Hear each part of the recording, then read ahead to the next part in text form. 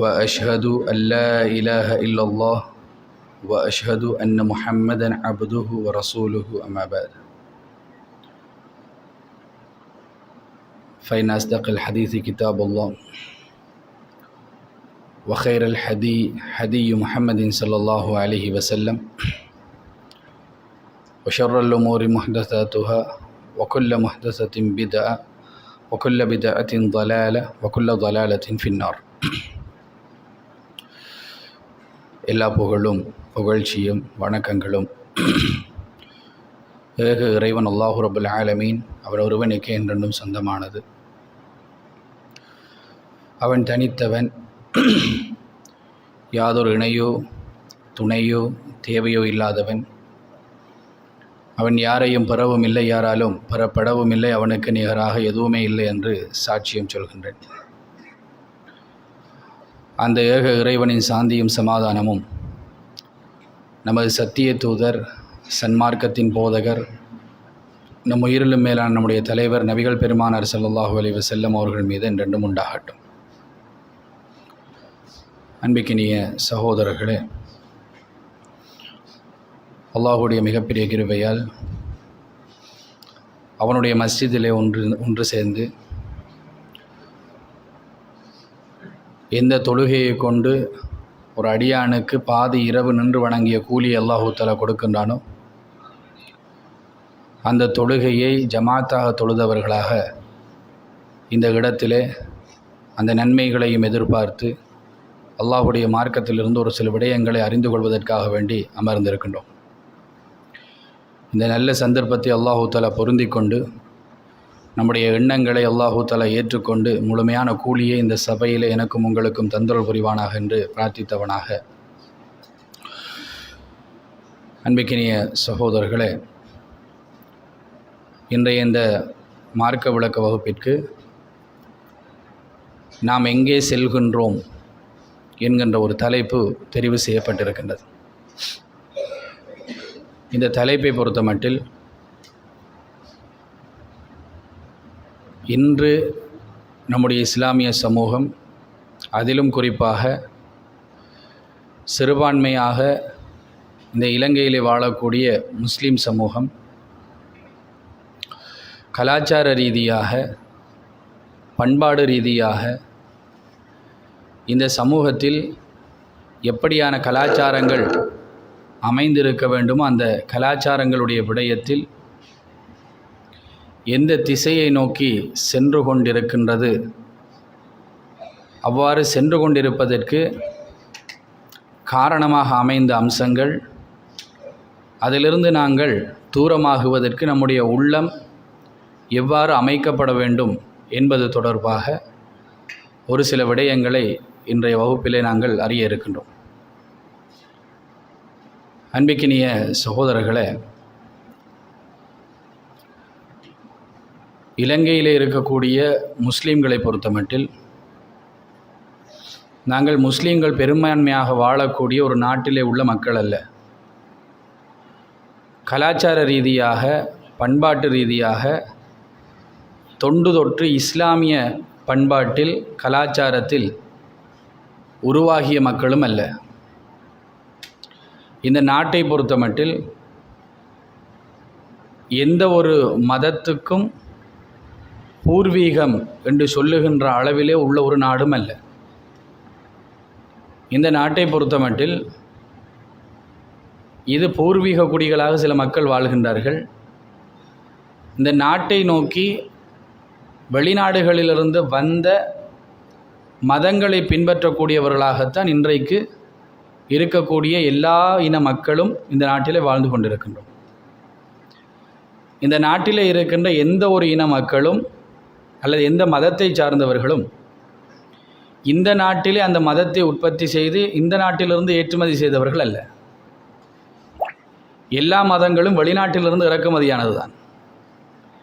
இன்றைக்கு பெரும்பான்மை மக்கள் பின்பற்றக்கூடிய இந்த நாட்டிலே பின்பற்றக்கூடிய பௌத்த மதமாக இருக்கட்டும், இந்து மதமாக இருக்கட்டும், நாங்கள் பின்பற்றக்கூடிய இஸ்லாமாக இருக்கட்டும், கிறிஸ்தவ மதமாக இருக்கட்டும், எந்த ஒரு மதத்துடையும் மூலம் இந்த நாட்டிலே கிடையாது. எல்லா மதத்துடைய மூலமும் இந்த நாட்டிலிருந்து வெளியிலே தான் இருக்கின்றது. அங்கிருந்து தான் இந்த மார்க்கம் இங்கே வந்ததாக வரலாறுகள் நமக்கு சொல்லித் தருகின்றது. எனவே வெளியிலே இருந்து மார்க்கங்கள் வருவதற்கு முன்னால் இந்த நாட்டிலே வாழ்ந்தவர்கள் தான் இந்த பூர்வீக குடிகள். இவ்வாறு பூர்வீகமாக இருந்த மக்கள் வெளியிலிருந்து பெறப்பட்ட கலாச்சாரங்களை தங்களுடைய கலாச்சாரங்களாக மாற்றிக்கொண்டு அதிலே வாழ்ந்து கொண்டிருக்கக்கூடிய ஒரு நாட்டிலே தான் நாங்கள் இன்றைக்கு வாழ்ந்து கொண்டிருக்கின்றோம். எனவே நாங்கள் பண்பாட்டு ரீதியாக கலாச்சார ரீதியாக நிறைய இன மக்களுடைய கலாச்சாரங்களையும் பண்பாடுகளையும் பார்த்து அவதானித்து அவர்களோடு புழங்கி வாழக்கூடிய மக்களாகத்தான் நாங்கள் இருந்து கொண்டிருக்கின்றோம். எனவே ஏனைய கலாச்சாரங்கள் நம் மதத்துக்குள் அல்லது நம்முடைய சமூகத்துக்குள்ளே நுழைவது என்பது மிக இலகுவான ஒரு உலகத்திலே வாழ்ந்து கொண்டிருக்கின்றோம். அரபு நாடுகளை பொறுத்தமட்டில் அந்த நாடுகளிலே இஸ்லாமிய கலாச்சாரம் என்பது எல்லா புறத்திலும் இருக்கத்தக்கன. அந்த நாடுகளுக்குள்ளேயே அந்நிய கலாச்சாரங்கள் மிக இலகுவாக ஊடுருவி இன்றைக்கு செல்வாக்கு செலுத்தி கொண்டிருக்கின்றது என்றால், சில அரபு நாடுகளை பார்க்கின்ற நேரத்தில் இது இஸ்லாமிய நாடுதானா என்று நினைக்கின்ற அளவுக்கு அந்த நாடுகளுடைய கலாச்சாரங்கள் இன்றைக்கு மாறிக்கொண்டிருக்கின்றது என்றால், பன்முகப்பட்ட கலாச்சாரத்திலே வாழக்கூடிய அந்த மக்களோடு வாழக்கூடிய நம்முடைய கலாச்சாரங்கள் கொஞ்சம் அங்கே இங்கே போகிறது இருக்கின்றது. அது யதார்த்தம், நியாயம் என்று சொல்ல வரவில்லை, அது சரி என்று சொல்ல வரவில்லை, அது யதார்த்தம். நடைபெறுவதற்கான வாய்ப்புகள் அதிகமாக உள்ள ஒரு நாட்டிலே நாங்கள் வாழுகின்றோம். ஆனால் எங்கு நாங்கள் வாழ்ந்தாலும் எந்த நாட்டிலே நாங்கள் இருந்தாலும் எல்லா நாட்டிலும் இருக்கக்கூடிய மக்களுக்கு அல்லாஹ்வுடைய தூதர் ஸல்லல்லாஹு அலைஹி வஸல்லம் அவர்கள் கொண்டு வந்து சேர்த்த இஸ்லாம் ஒன்றுதான். இலங்கையுடைய மக்கள் இந்த இஸ்லாத்தை இவ்வாறு பயன்படுத்திக் கொள்ளுங்கள், இந்தியாவுடைய மக்கள் இவ்வாறு பயன்படுத்திக் கொள்ளுங்கள், நீங்கள் ஜப்பானிலே வாழக்கூடியவராக இருந்தால் உங்களுக்கு இஸ்லாம் இப்படித்தான் வந்திருக்கிறது, நீங்கள் இஸ்லாத்தை இப்படி ஃபாலோ பண்ணிக்கொள்ளுங்கள். அமெரிக்காவுக்கு ஒரு சட்டம், ஆப்பிரிக்காவுக்கு ஒரு சட்டம், மிடில் ஈஸ்ட்டுக்கு ஒரு சட்டம், ரஷ்யாவுக்கு ஒரு சட்டம் என்றெல்லாம் அல்லாஹ்வுடைய தூதர் ஸல்லல்லாஹு அலைஹி வஸல்லம் அவர்கள் வெவ்வேறு இஸ்லாத்தை நமக்கு சொல்லித் தரவில்லை. ஒரே இஸ்லாத்தை தான் நமக்கு சொல்லித் தந்தார்கள், ஒரே கலாச்சாரத்தை தான் நமக்கு சொல்லித் தந்தார்கள். நாங்கள் எந்த கலாச்சாரத்திலே வாழ்ந்தாலும் எந்த சமூகத்திலே வாழ்ந்தாலும் அந்த கலாச்சாரம் நம்முடைய வாழ்க்கையில் மிக முக்கியமான கலாச்சாரமாக இருக்க வேண்டும் என்பதுதான் இஸ்லாத்துடைய கொள்கை. எது? இஸ்லாமிய கலாச்சாரம். எனவே இந்த மார்க்கம் நமக்கு சொல்லித்தரக்கூடிய கலாச்சாரம் தான் நமக்கு முதன்மையானது என்பதை அடிக்கடி நாங்கள் ஞாபகப்படுத்தி கொண்டே இருக்க வேண்டும். ஒரு வழியில்லை சகோதரர்களே, நாங்கள் இருக்கக்கூடிய இடங்கள் அப்படி, அதிலும் குறிப்பாக இன்றைக்கு வாழ்ந்து கொண்டிருக்கின்ற காலம் அப்படி. எனவே இந்த கலாச்சாரத்துடைய பின்னடைவு என்பது அல்லது கலாச்சாரத்துடைய மாறல்கள் என்பது மிக இலகுவாக நமக்குள்ளே தொற்றிக்கொள்ளக்கூடிய ஒரு சூழ்நிலையிலே வாழ்ந்து கொண்டிருக்கின்றோம். அதனால தான் அல்லாஹு தஆலா திருமறை குர்ஆனிலே 51வது அத்தியாயத்தின் 55வது வசனத்திலே சொல்கிறான், ஃபதக்கிர் ஃபஇன்ன ذிக்ரா தன்ஃபஉல் முஃமினீன், நீங்கள் ஞாபகமூட்டுங்கள், மூமின்களுக்கு ஞாபகமூட்டுதல் பயனளிக்கும். எனவே நமக்குள்ளே நாங்கள் ஒரு முறை ஞாபகப்படுத்தி அல்லாஹ்வுடைய தூதருடைய கலாச்சாரம் எப்படிப்பட்டது, அந்த கலாச்சாரத்துடைய விளைவுகள் என்ன, எப்படிப்பட்ட கலாச்சாரத்தை அல்லாஹ்வுடைய தூதர் எங்களிடத்தில் விட்டு போனார்கள் என்பதை ஒரு முறை நாங்கள் சீர்தூக்கி பார்க்கத்தான் வேண்டும். அன்பிக்கினிய சகோதரர்களே, ஒரு காலம் இருந்தது, ஒரு 15-20 வருடங்களுக்கு முன்னால் உள்ள ஒரு காலம் இருந்தது. நம்முடைய சமூகத்துக்குள்ளே அந்நிய கலாச்சாரங்கள் ஊடுருவி இருந்தது. எப்படி என்றால், அவர்களுடைய மத கலாச்சாரங்கள் நம்முடைய மத கலாச்சாரங்களாக ஊறியிருந்தது. அவர்களுடைய மத கலாச்சாரத்தில் இருக்கக்கூடிய சில அம்சங்கள் நம்முடைய மதத்துக்குள்ளும் நுழைந்து அது ஒரு மூட நம்பிக்கையாக வெளிப்பட்டு அது மூட நம்பிக்கையாக அந்த காலத்தில் எடுத்து காண்பிக்கப்பட்டது. அப்படித்தான் அந்த கலாச்சாரங்கள் வந்திருந்தது. உதாரணத்துக்கு சொல்வதாக இருந்தால், கபரு வணக்கம் என்பது அல்லாஹ்வுடைய தூதருடைய கலாச்சாரத்தில் இல்லாத ஒரு அம்சம். கபறுகளை கட்டி அல்லது கபறுகளில் அடக்கப்பட்ட நல்லடியார்களிடத்தில் பிரார்த்தனை செய்வது, கபறுகளில் அடக்கி வைத்து ஒருவரை அடக்கி விட்டு அதற்கு மேலே கபறுகளை கட்டி அதற்கு மேலே மஸ்ஜிதுகளை அமைத்து அந்த மஸ்ஜிதுகளுக்கு தேர் இழுப்பதும், அந்த மஸ்ஜிதுகளில் சந்தனக்கட்சி குச்சிகளை குத்தி வைப்பதும், அந்த மஸ்ஜிதுகளுக்கு போய் அந்த அவுலியாக்களிடத்திலே நமக்கு தேவையான பிரச்சனைகளை சொல்லுவதும், இந்த மரங்களிலே நூல்களை கட்டி வைப்பது, தம்முடைய கோரிக்கைகளை எல்லாம் எழுதி ஒரு மரத்திலே கட்டி விட்டு வருவது, அல்லது கபறுகளிலே அந்த தர்காக்களில் இருக்கக்கூடிய அந்த கம்பிகளிலே கட்டி விட்டு வருவது, இந்த மாதிரியான கலாச்சாரங்கள் நம்முடைய கலாச்சாரம் அல்ல. ஏனென்றால் அல்லாஹ்வுடைய தூதர் ஸல்லல்லாஹு அலைஹி வஸல்லம் அவர்கள் மரணிக்கின்ற நேரத்தில் 2 செய்திகளை சொன்னார்கள். ஒன்று சொன்னார்கள், அனல்லாஹு யஹூத வன் நஸாரா, அல்லாஹு தஆலா யஹூதிகளையும் நஸ்ரானிகளையும் சபிப்பானாக.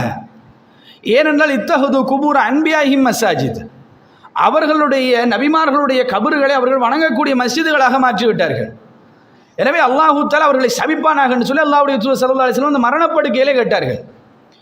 இன்னொன்று கேட்டார்கள் அல்லாஹ்விடத்திலே, யா அல்லாஹ் என்னுடைய கபரை வணங்கப்படக்கூடிய ஒரு இடமாக மாற்றி விடாதே என்று அல்லாஹ்விடத்திலே பிரார்த்தனை செய்தார்கள். எனவே ரசூல் ஸல்லல்லாஹு அலைஹி வஸல்லம் அவருடைய கலாச்சாரத்தில் இல்லாத ஒரு அம்சம் நம்முடைய சமூகத்துடைய கலாச்சாரத்துக்குள் நுழைந்தது. அது இருந்தது, அதோடு நாங்கள் வாழ்ந்தோம். அது பிழை என்று சொல்லி சுட்டி காட்டினோம். எப்படி நாங்கள் சுட்டி காட்டினோம் என்று சொன்னால், இது மதத்திலே கிடையாது என்று சுட்டி காட்டினோம். மார்க்கம் என்ற பெயரில் நீங்கள் செய்யக்கூடிய இந்த அனாச்சாரம் இது மார்க்கம் அல்ல, இதற்கு உங்களுக்கு நன்மை கிடைக்காது, இதன் மூலமாக நாங்கள் செய்வது ஷிர்க்குத்தான், இதன் மூலமாக நம்முடைய வாழ்க்கையில் நரகத்தை தான் கடைசியாக சந்திக்க வேண்டி வரும் என்று நாங்கள் எச்சரித்தோம். அது தாயத்து கட்டுவதாக இருக்கட்டும், கத்தம் ஓதுவதாக இருக்கட்டும், தானதான் அது. கத்தம் என்று சொல்லி நாங்களும் ஒன்று உருவாக்கி கொண்டது. அவர்களுடைய கலாச்சாரங்களிலே தானம் என்று ஒன்று இருக்கின்றது, நமக்கு ஒரு தானம் கிடையாது. அதனால தான் அந்த நம்பரை கூட அப்படியே நாங்கள் கொப்பி அடித்து எடுத்து விட்டோம். அவர்களுடைய தானையிலும் 3 நாள் 7 நாள் 40 நாளுங்கிற தான சிஸ்டம் இருக்கின்றது. சேம் சிஸ்டத்தை கொப்பி அடிக்கிற நேரத்தில் அந்த நம்பரையாவது மாற்றலை. நம்ம எல்லாம் அதே நம்பரை 3 7 40 1 வருஷம் என்று சொல்லி அப்படி தான் ஓட்டி கொண்டு போனோம். அப்போ இந்த மாதிரி அவர்களிடத்திலிருந்து கலாச்சாரங்கள் இங்கே உள்வாங்கப்பட்டது. அந்த கலாச்சாரங்கள் நடைமுறையில் இருக்கின்றது. அந்த கலாச்சாரங்களை எப்படி நாங்கள் செய்தோம் என்றால், ஒரு காலத்தில் அதன் மூலமாக நமக்கு நன்மை கிடைக்கும் என்று நினைத்து கொண்டு செய்தோம். அப்படி ஒரு கலாச்சாரம் இருந்த நேரத்தில் அந்த கலாச்சாரங்களை நன்மை அல்ல, இதன் மூலமாக பாவம்தான் கிட்டும், இதன் மூலமாக முடிவு நரகம்தான் என்பதை எல்லாம் சுட்டி காட்டுவதற்கு மிக இலகுவாக இருந்தது. ஆனால் இன்றைக்கு கலாச்சாரம் எப்படி மாறி இருக்கின்றது என்றால், நன்மை என்று நினைத்து செய்கின்ற கலாச்சாரம் அல்ல. நன்றாக தெரியும் இது பாவம் என்று, நன்றாக தெரியும் இது மார்க்கத்துக்கு முரண் என்று, இது மார்க்கத்திலே உள்ள ஒரு அம்சம் அல்ல என்பது நன்றாக தெரியும். ஆனால் அடுத்த சமூகத்திடத்திலே இப்படித்தானே அவர்கள் அதை செய்கின்றார்கள் என்பதற்காக வேண்டி அந்த கலாச்சாரங்களை நமக்குள்ளே உள்வாங்கிக் கொண்ட ஒரு துர்பாக்கியமான ஒரு காலத்திலே நானும் நீங்களும் வாழ்ந்து கொண்டிருக்கின்றோம். அதற்கு ஒரு காரணமாக தகவல் தொடர்பாடல் தொழில்நுட்பம் இருக்கின்றதே, இந்த ஐசிடின்னு சொல்லக்கூடிய பகுதி, தகவல் தொழில்நுட்பம், இன்ஃபர்மேஷன் அண்ட் கம்யூனிகேஷன் டெக்னாலஜி. ஒரு தகவலை பரிமாற்றுகின்ற விடயத்தில், தொடர்பாடல் செய்கின்ற விடயத்தில் இன்றைக்கு உருவாகி இருக்கக்கூடிய தொழில்நுட்பம், இந்த தொழில்நுட்பம் மிக இலகுவாக ஒவ்வொருவருடைய கருத்தையும் மிக இலகுவாக அடுத்தவரிடத்தில் கொண்டு போய் சேர்த்து விடுகின்றது. நான் என் மனதிலே இருக்கின்ற ஒரு கருத்தை அடுத்தவரிடத்திலே முந்தியெல்லாம் ஒரு காலத்திலே சொல்ல வேண்டும் என்றால் கடிதம் எழுத வேண்டும். அந்த கடிதத்தை நான் போஸ்ட் பண்ணி அந்த கடிதம் என்னிடத்திலிருந்து வெளியிலே போவதற்கு ஒரு நாள் 2 நாள் எடுத்துவிடும். அது போஸ்ட் ஆஃபீஸுக்கு போய் அது போஸ்ட் ஆஃபீஸ் மூலமாக இன்னொரு போஸ்ட் ஆஃபீஸுக்கு போய் அது போஸ்ட்மேனில் கையில் போய் அந்த போஸ்ட்மேன் கொண்டு போய் கொடுக்கறதுக்கு ஒரு நாளே போவார், இல்லைன்னு சொன்னால் அடுத்த நாள் போவார், இல்லைன்னு சொன்னால் அதுக்கு அடுத்த நாள் போய் ஒரு மாதிரியாக கொடுத்து விட்டு வந்து விட்டார்னு வைங்களேன். ஒரு மாதமாவது போகும் என்னுடைய தகவல் இன்னொரு இடத்துல போவதற்கு. அல்லது நான் அந்த தகவலை எடுத்துக்கொண்டு அவரிடத்திலே போய் அந்த தகவலை சொல்ல வேண்டும் என்று ஒரு காலம் இருந்தது. டெலிஃபோனுடைய வசதிகள் எல்லாம் கிடையாது. டெலிஃபோனுடைய வசதி வந்த உடனேயே நம்முடைய கருத்துக்கள் கொஞ்சம் வேகமாக போக தொடங்கியது. இன்றைக்கு அந்த காலம் எப்படி மாறிவிட்டது என்று சொல்லி சொன்னால், இன்றைக்கு ஸ்மார்ட் போனை நாங்கள் பயன்படுத்துகின்றோம். இந்த ஸ்மார்ட் போனில் இருக்கக்கூடிய நிறைய ஏராளமான அப்ளிகேஷன்ஸ் நம்முடைய வீட்டில் நடக்கிற நிகழ்வுகளை அப்படியே இந்த நேரத்திலேயே லைவாக எல்லா இடத்திலும் பார்த்து கொண்டிருக்கின்ற அளவுக்கு இன்றைய டெக்னாலஜி போய்விட்டது. இன்றைக்கு பயானுக்கு வர வேண்டிய தேவை கிடையாது, மஸ்ஜிதுக்கு வீட்டிலிருந்தே பார்த்துக்கொள்ளலாம். அந்த மாதிரியான ஒரு சிச்சுவேஷன் இன்றைக்கு உருவாகிவிட்டது. என்னிடத்தில் இருக்கின்ற கருத்தை மிக இலகுவாக அடுத்தவரிடத்தில் கொண்டு போய் சேர்க்கலாம். அது நல்ல கருத்தாக இருந்தாலும் சரி, தீய கருத்தாக இருந்தாலும் சரி. இந்த கருத்து என்று வருகின்ற நேரத்தில் எல்லா கருத்தும் இருக்கும். அது நல்ல கருத்தாக இருந்தாலும் தீய கருத்தாக இருந்தாலும் அடுத்தவரிடத்தில் கொண்டு போய் சேர்ப்பது இலகுவான ஒரு காரியமாக இன்றைக்கு மாறிவிட்டதனால் இன்றைய காலத்தில் இந்த கலாச்சாரத்துடைய ஊடுருவல் மிக இலகுவாகவே நம்மிடத்துக்குள்ளே வந்துவிட்டது. அன்றைக்கு சாரி கட்டியவர்கள் இருந்தார்கள், ஆனால் அபாயாவை விட நீட்டாக சாரி கட்டியவர்கள் தான் இருந்தார்கள். சாரியை எடுத்து ஒரு முக்காடு போட்டு விட்டார்கள் என்று சொன்னால் அந்த முக்காடுக்கும் சேர்த்து தான் அந்த சாரியை வாங்குவார்கள். அந்த முக்காடை போட்டு விட்டார்கள் என்று சொல்லி சொன்னால் அபாயாவை விட நீட்டாக இருக்கும், முழுமையாக போர்த்தியதாக இருக்கும். ஒரு பெட்ஷீட் எடுத்து போர்த்தி கொண்டு போகிற மாதிரி இருக்கும். அவ்வளவு நீட்டாக உடுத்து கொண்டு போகக்கூடிய ஒரு சிச்சுவேஷன். இன்றைக்கு ரெடிமேடாக அபாயா என்ற பெயரில் நாங்கள் எடுத்து கொடுத்தால் கூட அதிலே 1000 டிசைனும் 1000 குழப்பங்களையும் ஏற்படுத்தின பின்னால் சொல்லுகின்றேன். அப்படியான ஒரு சூழலில் நாங்கள் இருக்கின்றோம். காரணம் என்னென்றால், ஒரு சில விடயங்கள் அழகாக்கி இந்த உலகத்துக்கு காட்டப்படுவது என்பது மிக இலகுவாகிவிட்டது என்பது அந்த சகோதரர்களே. அப்படியான ஒரு காலத்தில் இன்றைக்கு நாங்கள் வாழ்ந்து கொண்டிருக்கிறோம். என்னிடத்தில் ஒரு விஷக்கருத்து இருக்கின்றது என்றால் அந்த விஷக்கருத்தை அடுத்தவரிடத்தில் கொண்டு போய் சேர்ப்பதற்கு காலம் தேவை என்று இருந்த அந்த காலம் மாறி இன்றைக்கு எந்த காலமும் தேவை கிடையாது, எல்லோரிடத்திலும் கொண்டு போய் சேர்க்கலாம் என்கின்ற அவசரமான ஒரு காலத்தில் நாங்கள் வாழ்ந்து கொண்டிருக்கிறோம். இந்த இதை பொறுத்த மட்டும் நாங்கள் ஃபோன் என்று தான் சொல்லுவோம். இன்னும் இதில் பேர் மட்டும்தான் மாறல. இதை நாங்கள் ஃபோன் என்று தான் சொல்லுவோம் இல்லையா? ஆனால் ஒரு உதாரணத்தை உங்களிடத்தில் சொல்லுகின்றேன். இதனுடைய நிலைமை எப்படி மாறி இருக்கின்றது என்று பார்ப்பதற்காக வேண்டும். என்னுடைய வீட்டில் நடந்த ஒரு சம்பவம். என்னுடைய மகன் ஒரு ஹோம்ஒர்க் செய்வதற்கு தயாராகினார். அந்த ஹோம்ஒர்க்கில் அவர் எழுத வேண்டியது uses of mobile phone, mobile ஃபோனுடைய யூசஸ் இதை எழுதணும். இந்த யூசஸ் ஆஃப் மொபைல் ஃபோன் என்ற உடனே அவர் என்கிட்ட கேட்குறார், யூசஸ் ஆஃப் மொபைல் ஃபோன் என்ன அப்படின்னு கேட்டார். நான் சொன்ன மகன் இதை வச்சு என்னெல்லாம் செய்யலாம் அதெல்லாம் எழுதுங்க. இப்போ அவர் ஒன்று ஒன்றா சொல்கிறார். ஃபோட்டோ எடுக்கலாம், யூடியூப் பார்க்கலாம், வேறு வேறு வேறு வேறு விஷயங்கள்லாம் சொல்கிறார். இன்னும் நிறைய சரிதானே. நான் பயானுக்கு ரெடி ஆகிற நேரத்தில் சில டெக்ஸ்ட் பண்ணுவேன், அதை போடுறேன் சொல்கிறாரு. குர்ஆன் இருக்குது, குர்ஆன் ஓதலாம். சரி, இப்படி ஒரு பெரிய லிஸ்ட்டுன்னு சொன்னார். இன்னும் கால் எடுக்கலாம்ன்றது சொல்லலை. யூசஸ் ஆஃப் மொபைல் ஃபோனில் மொபைல் ஃபோன்ன்றது என்னத்துக்கு உருவாயிச்சோ அந்த யூசஸ் ஆஃப் மொபைல் ஃபோனில் இன்னும் கால் பண்ணி கதைக்கிறது வரல. அவர் சொல்கிறாரும் இல்லை, இன்னொன்று இருக்குது சொல்லுங்கம்மா, என்னோட வைஃபும் பக்கத்தில் உட்காந்து பார்த்துட்டு இருக்கிறாங்க. இதை இவர் சொல்லுவாருண்டு. அவர் அந்த பட்டியல் நின்று கொண்டு போகுது. ஆனால் கோல் எடுக்கலாம்ன்றது இன்னும் சொல்லலை. கடைசியாக நான் ஒன்றை விட்டுட்டீங்களே மகன், மிக முக்கியமான சொல்லுங்க என்றால் சொல்கிறாரே இல்லை. வேற என்ன வேற என்ன வேற என்ன செய்யலாம் என்று கோல் எடுக்கலாமே என்று சொன்னது போகிறோம். கோல் எடுக்கலாம். அந்த கோல் எடுக்கலாம்ன்றது தான் முதலாவது வரணும். அது இன்றைக்கி எப்படி மாறிட்டுன்னு சொன்னால் அந்த கோல் எடுக்கிறதுக்கு இதை யூஸ் பண்ணுறதே கிடையாது. இன்றைக்கு நம்முடைய வீட்டில் ஒரு பிள்ளை வந்து ஃபோனை கையில் எடுத்தால் கால் எடுக்கிறதுக்கு எடுக்குது. ஒரு ஃபோனை கையில் எடுத்தால் கால் பண்ணுறதுக்கு தான் எடுக்கணும். ஆனால் கால் பண்ணுறதுக்கு ஃபோனை கையில் எடுக்கிறது கிடையாது. அவர்கள் வேறு வேறு அலுவல்களை செய்வதற்காக வேண்டி தான் ஃபோனை கையில் எடுக்கிறார்கள். அந்த அளவுக்கு உள்ளத்திலே பதிகின்ற அளவுக்கு இன்றைக்கு காலம் மாறிவிட்டது சகோதரர்களே. அப்படியான ஒரு வேகமான ஒரு உலகத்திலே நாங்கள் வாழ்ந்து கொண்டிருக்கின்றோம். அல்லாஹ்விடத்திலே ஷைத்தான் ஒரு சவால் விட்டான். அல்லாஹ்விடத்திலே அவன் சொன்னான், இறைவா நீ என்னை வழிகெடுத்து விட்டாய், எனக்கு தராத சிலதை அவருக்கு நீ கொடுத்து விட்டாய், நான் இந்த உலகத்தை அவர்களுக்கு அழகாக்கி காட்டுவேன், இந்த உலகத்தை அவர்களுக்கு நான் அழகாக்கி காட்டுவேன். இதுதான் ஷைத்தானுடைய மிக முக்கியமான ஒரு ப்ராசஸ். உலகத்தில் எதையெல்லாம் அசிங்கமாக இருக்குதோ அதையெல்லாம் அழகாக்கி காட்டுறது. இந்த அழகாக்கி காட்டுவதற்கு முந்தி இருந்த அந்த சிஸ்டத்தை விட இன்றைக்கு இலகுவான ஒரு காலத்தில் நாங்கள் வாழ்ந்து கொண்டிருக்கிறோம். ஒரு டிக்டாக்கில் வீடியோ போடுவது என்பது அழகாக்கி காட்டப்படுகின்றது. அதை பார்க்கின்ற பிள்ளைகள் இப்படி நானும் ஒரு வீடியோ போட வேண்டும் என்று நினைக்கின்றது. பாப்பாவும் பிள்ளையும் சேர்ந்து வீடியோ பண்ணி போடக்கூடிய சிச்சுவேஷன்ஸ் எல்லாம் இருக்கின்றது சகோதரர்களே. பெண் பிள்ளைகள் இன்றைக்கு நிறைய வீடியோக்களை அனுப்பி வைக்கின்றார்கள். சிலர் எங்களுக்கு இந்த வீடியோவை கொஞ்சம் பாருங்க என்று சொல்லி, இதை பற்றி மக்களிடத்தில் சொல்லுங்கள் என்று. அந்த வீடியோக்களை பார்க்குற நிலைமையில் அதெல்லாம் ஷேர் பண்ணவே கூடாது. அந்த அளவுக்கு பெண்களுடைய மானங்களை வாங்கக்கூடிய மிக மோசமான வீடியோக்கள். முஸ்லிம் பெண் பிள்ளைகள் அதை வீடியோ பண்ணி டிக்டாக்கிலே போடுகின்றார்கள், யூடியூபிலே போடுகின்றார்கள், ஃபேஸ்புக்கிலே போடுகின்றார்கள். இன்ஸ்டாகிராம் அக்கவுண்ட் இல்லாத பெண் பிள்ளைகள் கிடையாது. எதற்கு இன்ஸ்டாகிராம் அக்கவுண்ட் ஒரு பெண் பிள்ளைக்கு? இந்த மாதிரி இருக்கக்கூடிய ஒரு காலத்தில் நாங்கள் வாழ்ந்து கொண்டிருப்பதனால் எல்லாமே சர்வசாதாரணமாக இன்றைக்கு மாறிவிட்டது என்ப அந்த சகோதரர்களே. எல்லா தகவல்களும் சர்வசாதாரணமாக மாறிவிட்டது. ஒரு ஃபங்க்ஷன் ஒன்றுக்கு போயிருந்தேன்.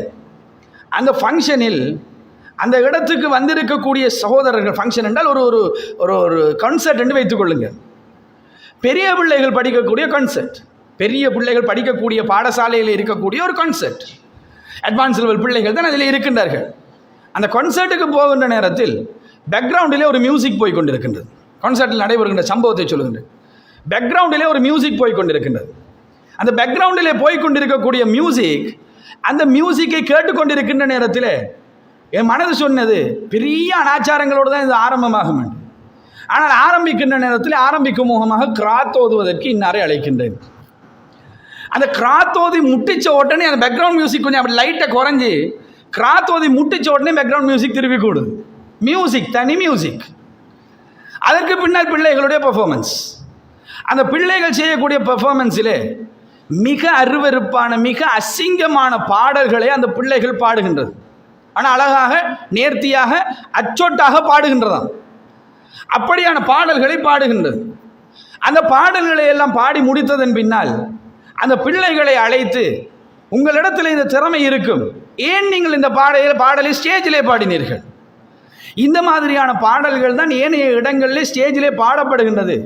இந்த கான்சர்ட்டை செய்வதற்கு முன்னால் எங்களுக்கு ஒரு சில கான்சர்ட்டுகளை எடுத்து காட்டி அதனுடைய வீடியோக்கள் போட்டு காட்டி, இந்த வீடியோக்களை பாருங்கள், அதிலே உங்களுடைய செக்மெண்ட்டை நீங்கள் செலக்ட் பண்ணி கொள்ளுங்கள் என்று சொன்னார்கள். நாங்கள் அதிலே இருந்து ஒரு செக்மெண்ட்டை செலக்ட் பண்ணி இந்த இடத்துல நாங்கள் பெர்ஃபார்ம் பண்ணினோம், எங்களால் முடிந்த ஒரு செக்மெண்ட். இதை பெர்ஃபார்ம் பண்ணுவதற்குரிய பிராக்டிஸை அடுத்தவர்களுடைய அந்த வீடியோக்களை எடுத்து தான் காண்பிக்கப்படுகின்றது. பிள்ளைகளும் அதே போன்று செய்கின்றார்கள்.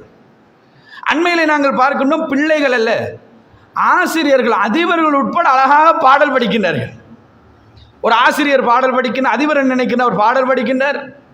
அந்த பாடலை அவர் நல்ல ரசித்து படிக்கிறார். மாஷா அல்லாஹ், நல்ல ரசிச்சே படிக்கிறார். படித்ததை அவருக்கு கோரஸாக சில ஆசிரியைகள், அல்லாஹு தஆலா அவர்களுக்கு நேர்வழியை காட்ட வேண்டும். அந்த மக்களுடைய தவறுதான், இருந்தாலும் இந்த கலாச்சாரம் இவ்வளவு ஊடுருவுகின்றது என்கின்ற அந்த வாசலை நாங்கள் அடைக்காததுடைய விளைவு இது. அவர்கள் ஞாபகமூட்டப்படாததுடைய விளைவு.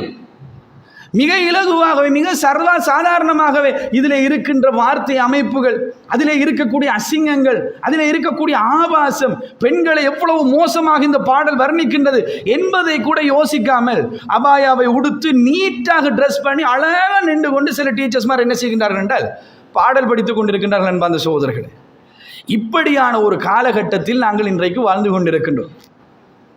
பாடசாலைகளிலே நிகழ்ச்சிகள் என்று சொன்னால் அந்த நிகழ்ச்சிகளுக்கு கட்டாயம் மியூசிக் வேண்டும், அந்த நிகழ்ச்சிகளில் கட்டாயம் சினிமா பாடல்கள் வேண்டும், அந்த நிகழ்ச்சிகளில் அர்த்தம் தரக்கூடிய பாடல்கள் என்பது அது இரண்டாவது விவாதம், அது வேறு. சில அர்த்தம் தரக்கூடிய பாடல்களை பாட முடியுமா? ரசூலுல்லாஹ்வுடைய காலத்திலே சில கவிதைகள் பாடப்பட்டதல்லவா? ஏற்கனவே இருந்த மக்களுடைய சில கவிதைகள், ஜாஹிலியா காலத்திலே படித்த சில கவிதைகளை படித்தார்கள் தானே, அப்படி பாடல்களை பாட முடியாது, கவிதைகள் படிக்க முடியாது, அதெல்லாம் இரண்டாவது விவாதம். விவாதத்துக்கே இல்லாத அம்சம் என்ன? போதையை பற்றி படிக்கக்கூடாது, பெண்களை பற்றி படிக்கக்கூடாது, ஷிர்க்கு தரக்கூடிய, ஷிர்க்கை வெளிப்படுத்தக்கூடிய விடயங்களை படிக்கக்கூடாது. ஆனால் சர்வசாதாரணமாக இதெல்லாம் படிக்கப்படுகின்றது. இந்த மாதிரி அடுத்தவருடைய கலாச்சாரங்களை எடுத்து வைத்துக்கொண்டு இன்றைக்கு நம்முடைய பாடசாலைகள், நம்முடைய வீடுகள், நம்முடைய நடைமுறைகள் எல்லாம் மாறிக்கொண்டு போகக்கூடிய ஒரு காலத்திலே வாழ்ந்து கொண்டிருக்கின்றோம். பர்த்டே ஃபங்க்ஷன் என்பது வீட்டிலே செய்யவில்லை என்றால் மிகப்பெரிய ஏதோ ஒரு குறையை விட்டது போன்று சிலருடைய உள்ளம் அப்படியே ஒரு பாரமாகவே ஆகிவிடுகின்றது என்பது அந்த சோதரர்களை. பர்த்டே ஃபங்க்ஷன் ஒன்று செய்ய வேண்டும், பர்த்டே வந்து விட்டதுன்னு சொன்னால் சரி, ஃபங்க்ஷன் செய்யப்படாது என்ற நிலைமையில் கொள்கைவாதிகள் இருந்தாலும் சில நேரங்களில் கொள்கைவாதிகள் கூட கையில் டொஃபி கொடுத்து பாடசாலைக்கு அனுப்பி விடுகின்றார்கள். உங்களுடைய சக மாணாக்களுக்கு கொடுத்து விடுங்கள் என்று சொல்லி. சக மாணாக்களுக்கு பிள்ளைகள் கொண்டு போய் கொடுக்கின்ற நேரத்தில் இன்றைக்கு என்னுடைய பர்த்டே, அந்த பிள்ளைகள் சொல்லி கொடுக்கின்ற இன்றைக்கு என்னுடைய பர்த்டேக்காக வேண்டி உங்களிடத்தில் டொஃபி கொண்டு தருகின்றேன் என்று சொல்லி டொஃபி கொண்டு கொடுக்குது. பாவத்தை சின்னதாக செய்தால் எந்த பிரச்சனையும் கிடையாது என்பது போன்ற ஒரு பதிவு. எப்படியாவது இந்த கலாச்சாரத்தை நடைமுறைப்படுத்த வேண்டும் என்பதில் இருக்கின்ற ஒரு ஆர்வத்தை பாருங்கள், அதில் இருக்கின்ற உள்ளத்தில் இருக்கின்ற ஒரு குறையை பாருங்கள். அது செய்யவில்லை என்று சொல்லி சொன்னால் எதுவுமே நடக்காதது போன்ற ஒரு உணர்வு. குறைந்தது பிள்ளையை எழுப்பி அந்த பிள்ளை இடத்துல ஹாப்பி பர்த்டேண்டாவது குறைஞ்சது சொல்லிக்கொள்வது. இல்லை என்று சொல்லி சொன்னால் இன்றைக்கு நீ பிறந்த நாள், தமிழில் சொன்ன பிரச்சனை இல்லை தானே, இன்றைக்கு நீ பிறந்த நாள் என்னாவது ஒரு தடவை ஞாபகப்படுத்தணும். இப்படி பேசக்கூடிய சமூகம் இது நடைபெறுகின்றது. பாடசாலையோடு சம்பந்தப்பட்டு இருப்பதனால் சொல்லுகின்றேன். எந்த கிஃப்ட்டும் கொண்டு வராது, எந்த சாமானும் கொண்டு வராது. ஆனால் இன்றைக்கு காலையில் உம்மா எழுப்பும் போது இன்றைக்கு உன்னோட பர்த்டே என்று சொல்லித்தான் என்னை எழுப்பினார் என்பதை பிள்ளைகள், அது அறியாத பருவம் அல்லவா, அந்த பிள்ளைகள் வந்து அடுத்த இடத்துல சொல்லுகின்றது. அடுத்த ஃப்ரெண்ட்ஸிடத்தில் சொல்லுகின்ற நேரத்தில் சில பிள்ளைகள் என்ன செய்கின்றது, அந்த கல்ச்சரில் பழகின பிள்ளைகள் என்பதனால் அந்த பிள்ளைகள் ஹாப்பி பர்த்டே என்று சொல்லுகின்றது.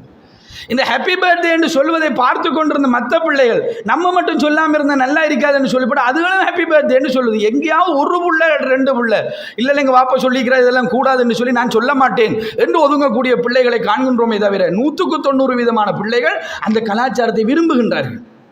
ஏனென்றால் ஷைத்தான் அல்லாஹ்விடத்திலே சொன்னது, யா அல்லாஹ் அவர்களுக்கு இந்த உலகத்தை அழகாக்கி காட்டுவேன், மறுமையை விட விருப்பத்துக்குள்ளதாக்கி காட்டுவேன், இந்த உலகம் அவர்களுக்கு அழகானதாக அவர்களுக்கு தெரியும், உன்னை வணங்கக்கூடியவர்களை நீ குறைவாகத்தான் நீ பார்ப்பாய், நீ தெரிவு செய்த சாலிகான அடியார்களை தவிர மற்ற எல்லோரையும் வழிகெடுப்பேன் என்றெல்லாம் அல்லாஹ்விடத்திலே அவன் சவால் விட்டான். அவனுடைய சவாலிலே அவன் சரியா போய்கொண்டிருக்கிறான். ஆனால் நாங்களும் அல்லாஹ்விடத்தில் ஒரு வாக்குறுதி கொடுத்து விட்டு தான் வந்திருக்கின்றோம். நானும் கொடுத்தேன், நீங்களும் கொடுத்தீர்கள், எல்லோரும் கொடுத்தோம். அல்லாஹ் தஆலா கேட்டான், உங்களுடைய ரப்பு யார் என்று, நீங்கள் எந்த ரப்பை வணங்குவீர்கள் என்று. இறைவா நான் உன்னைத்தான் வணங்குவோம் என்று சொல்லிவிட்டு தான் இந்த உலகத்துக்கு வந்திருக்கின்றோம். அவன் கொடுத்த வாக்குறுதி, அவன் விட்ட சவால் படி அவன் செயல்படுவது போன்று நாங்கள் கொடுத்த வாக்குறுதிப்படி நாங்களும் இருக்க வேண்டுமா இல்லையா? அதற்குரிய நம்முடைய முயற்சியும் இருக்க வேண்டுமா இல்லையா? எனவே இந்த கலாச்சாரங்கள், ஏனைய கலாச்சாரங்கள், அந்நிய கலாச்சாரங்கள் நமக்குள்ளே நுழைவதற்கு என்னென்ன காரணம் இருக்கின்றது என்பதை நாங்கள் தெளிவுபடுத்திக் கொள்ள வேண்டும் என்பார் அந்த சகோதரர்களே. இன்றைக்கு கிளாஸ்களுக்கு வரக்கூடிய அபாயாக்களை உடுத்து வரக்கூடிய பிள்ளைகளுடைய நிலைமையை பாருங்கள். அந்த பிள்ளைகளுக்கு தெரியாது. ஒரு பாடசாலைக்கு போயிருந்தேன், சில எடுத்துக்காட்டுகளுக்காக வேண்டி சொல்லுகின்றேன். ஒரு பாடசாலைக்கு போயிருந்தேன், வயது வந்த பிள்ளைகள், அதில் இரண்டாவது கருத்து கிடையாது. ஏன்னா 10, 11ஆம் ஆண்டு படிக்கின்ற பிள்ளைகள் இன்றைக்கு எல்லாம் ஒரு பிள்ளை கூட கிளாஸில் மிச்சம் இருக்கா, அவ்வளோ பிள்ளைகளும் வயதுக்கு வந்திருக்கு. ஏன்னா 6ஆம் ஆண்டிலேயே வயதுக்கு வரக்கூடிய ஒரு காலத்தில் இன்றைக்கு வாழ்ந்து கொண்டிருக்கிறோம். மிக சிம்பிளாக இன்றைக்கு சமூகத்தில் காணக்கூடிய, ஏன்னா உணவு பழக்க வழக்கங்கள், ஏனைய பழக்க வழக்கங்கள் இருக்கின்ற மாற்றம். எனவே சிம்பிளாகவே நமக்கு காணக்கூடியதாக இருக்குன்னா 6ஆம் ஆண்டு 5ஆம் ஆண்டிலே வயதுக்கு வந்து விடுகின்றார். ஒரு 10ஆம் ஆண்டு பிள்ளைகள் இருக்கின்ற ஒரு வகுப்பு, அல்லது 11ஆம் ஆண்டு பிள்ளைகள் இருக்கின்ற ஒரு வகுப்பு. அந்த வகுப்பிலே போனால் அந்த பிள்ளைகள் காலிலே செருப்பணிந்து கொண்டு அந்த கிளாஸுக்கு வந்திருக்கிறது. பெண் பிள்ளைகள் காலில் செருப்பணிந்து கொண்டு வந்த அந்த பிள்ளைகள், அந்த காலில் அந்த பிள்ளைகளுடைய அந்த காலுடைய நிலைமைகள் எப்படி இருக்குது என்றால், அந்த போடுவாங்களே ட்ரௌசர் உண்டு யூனிஃபார்முக்கு, அந்த யூனிஃபார்முக்கு போடக்கூடிய ட்ரௌசர் கெண்டையிட பாதியில் போய் நிற்கிது, கால்கள் எல்லாம் விளங்குது. அந்த கிளாஸில் நின்று படிப்பிக்கிறதுக்கும் கூச்சமாக இருக்கிற அளவுக்கு கால்கள் விளங்குது. அந்த பிள்ளைகள் எந்த உணர்வும் இல்லாமல் இருக்கிறார்கள். அவர்களுக்கு அது ஒரு பிரச்சனை கிடையாது, அது ஒரு சாதாரணமான ஒரு அம்சம் போன்று அவர்கள் இருக்கின்றார்கள். நம் வகுப்பை முடிக்கின்ற கட்டம் வர்ற நேரத்தில் என்றால் வகுப்பில் ஆரம்பத்திலே சொல்லிட்டேன்னா அந்த சங்கடத்தோடையே பிள்ளைகள் இருந்துரும் வகுப்பில் என்றதுக்காக வீட்டுக்கு அனுப்பியது. அதனால் வகுப்பை முடியும் வரைக்கும் பொறுமையாக அந்த பாடத்தை நடத்தி விட்டு வகுப்பை முடிக்கின்ற நேரத்தில் அந்த பிள்ளைகளிடத்தில் சொன்னேன், பிள்ளைகள், பெண் பிள்ளைகளுடைய அவுரத்தின் ஒரு பகுதி இருக்குது, கால் விளங்கலாமா என்றால் மார்க்கத்துடைய சட்டம் கால் விளங்கக்கூடாது. கால் என்பது மறைக்கப்பட வேண்டிய பகுதி, அது மறைக்கப்பட வேண்டிய பகுதி அல்ல, அல்லது மறைக்கப்படாமலும் இருக்கலாம் என்கின்ற விவாதம் வரப்போய் அந்த விவாதம் போய் நின்று இடந்தனது. ஏன்னா எங்கே கொண்டு போய் இது நிப்பாட்டுன்னு தெரியாது. அந்த விவாதம் எங்கே கொண்டு போய் அவர்களை நிப்பாட்டுகின்றது என்றால், இப்போ ஆண்களுக்கு குறைந்தது தொப்பிலிருந்து முட்டுக்கால் வரைக்கும் என்று ஒரு கதையாவது சொல்லப்படுது. அது சரியா விளையா என்பது இரண்டாவது. தொப்பிலிருந்து முட்டுக்கால் வரைக்கும் நாங்கள் மறைக்க வேண்டும் என்று சொல்லி ஒரு பகுதியாவது சொல்லப்படுகின்றது. எனவே முட்டுக்கு கீழே போகும். முட்டுக்கு கீழே போகிறது கொஞ்சம் மேலே நின்றால் கூட பிரச்சனை கிடையாது, அது ஆண்களுக்கு பிரச்சனை கிடையாது.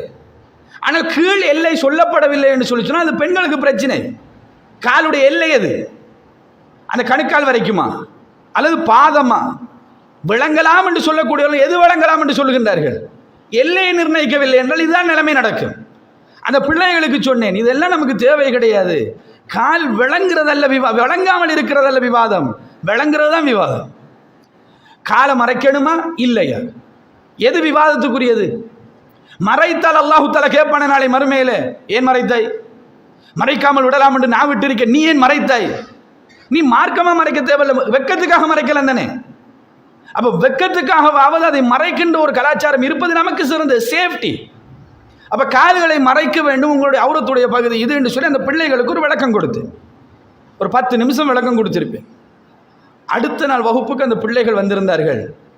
அவர்கள் காலில் சொக்ஸ் போட்டு, அந்த சொக்ஸ் கூட விளங்காத அளவுக்கு ஷூஸ் போட்டு, அவர்களுடைய அந்த கீழே இருக்கக்கூடிய ட்ரௌசர்ஸை கீழே நல்லா இறக்கி, கால்கள் விளங்காத அளவுக்கு அவர்களுடைய அமைப்புகளை மாற்றி வெக்கம் உள்ளவர்களாக எழுதுகின்ற நேரத்தில் பிள்ளைகள் சில நேரத்தில் பொம்பளை பிள்ளைகள் இப்படி கையெல்லாம் விளங்குற அளவுக்கு உட்கார்ந்து எழுதிட்டு இருப்பாங்க. அந்த மாதிரி எல்லாம் இல்லாமல் எல்லாம் சுட்டி காட்டினேன். எல்லாவற்றையும் தவிர்த்து கொண்டு அந்த பிள்ளைகள் உட்கார்ந்துருந்தது. யாருடைய குற்றம் என்று சொல்லுங்க அமைப்பு? இது அந்த பிள்ளைகளுடைய குற்றமா அல்லது அந்த பிள்ளைகளுக்கு இந்த ஒழுக்கத்தை கூட இதுவரைக்கும் சொல்லிக் கொடுக்காத சமூகத்துடைய குற்றம். எனவே இந்த சமூகத்தில் சில விடயங்கள் ஊடுருவி இருக்கின்றது. அது அவர்களுக்கு அழகாக எடுத்து காட்டப்பட்டதனால் அதை அச்சமூட்டும் எச்சரிக்கைகள் இஸ்லாம் சொல்லுகின்ற அந்த எச்சரிக்கைகளோடு அந்த பிள்ளைகளுக்கு அது சொல்லிக் கொடுக்கப்படுமாக இருந்தால் அது நீங்கிவிடும் என்பார் சகோதரர்கள். எனவே ஞாபகப்படுத்தி கொண்டே இருக்க வேண்டும். கலாச்சாரங்கள் சொல்லிக் கொடுக்கப்பட்டு கொண்டே இருக்க வேண்டும். நம் கலாச்சாரம் எப்படிப்பட்டது, எவ்வளவு பெருமதியானது என்பதை நாங்கள் ஊட்டிக்கொண்டே இருக்க வேண்டும் பிள்ளைகளுடைய உள்ளத்தில், சமூகத்துடைய உள்ளத்தில். இன்றைக்கு அபாயாக்கு ஷோல் போடக்கூடிய நிலைமையை பாருங்கள். இந்த பகுதி இப்படி எவ்வளவும் விளங்குற அளவுக்கு தான் போடுகின்றார்கள். அது அந்த டிசைனை எப்படி வர்ணிக்கின்ற விளங்குறதில்ல.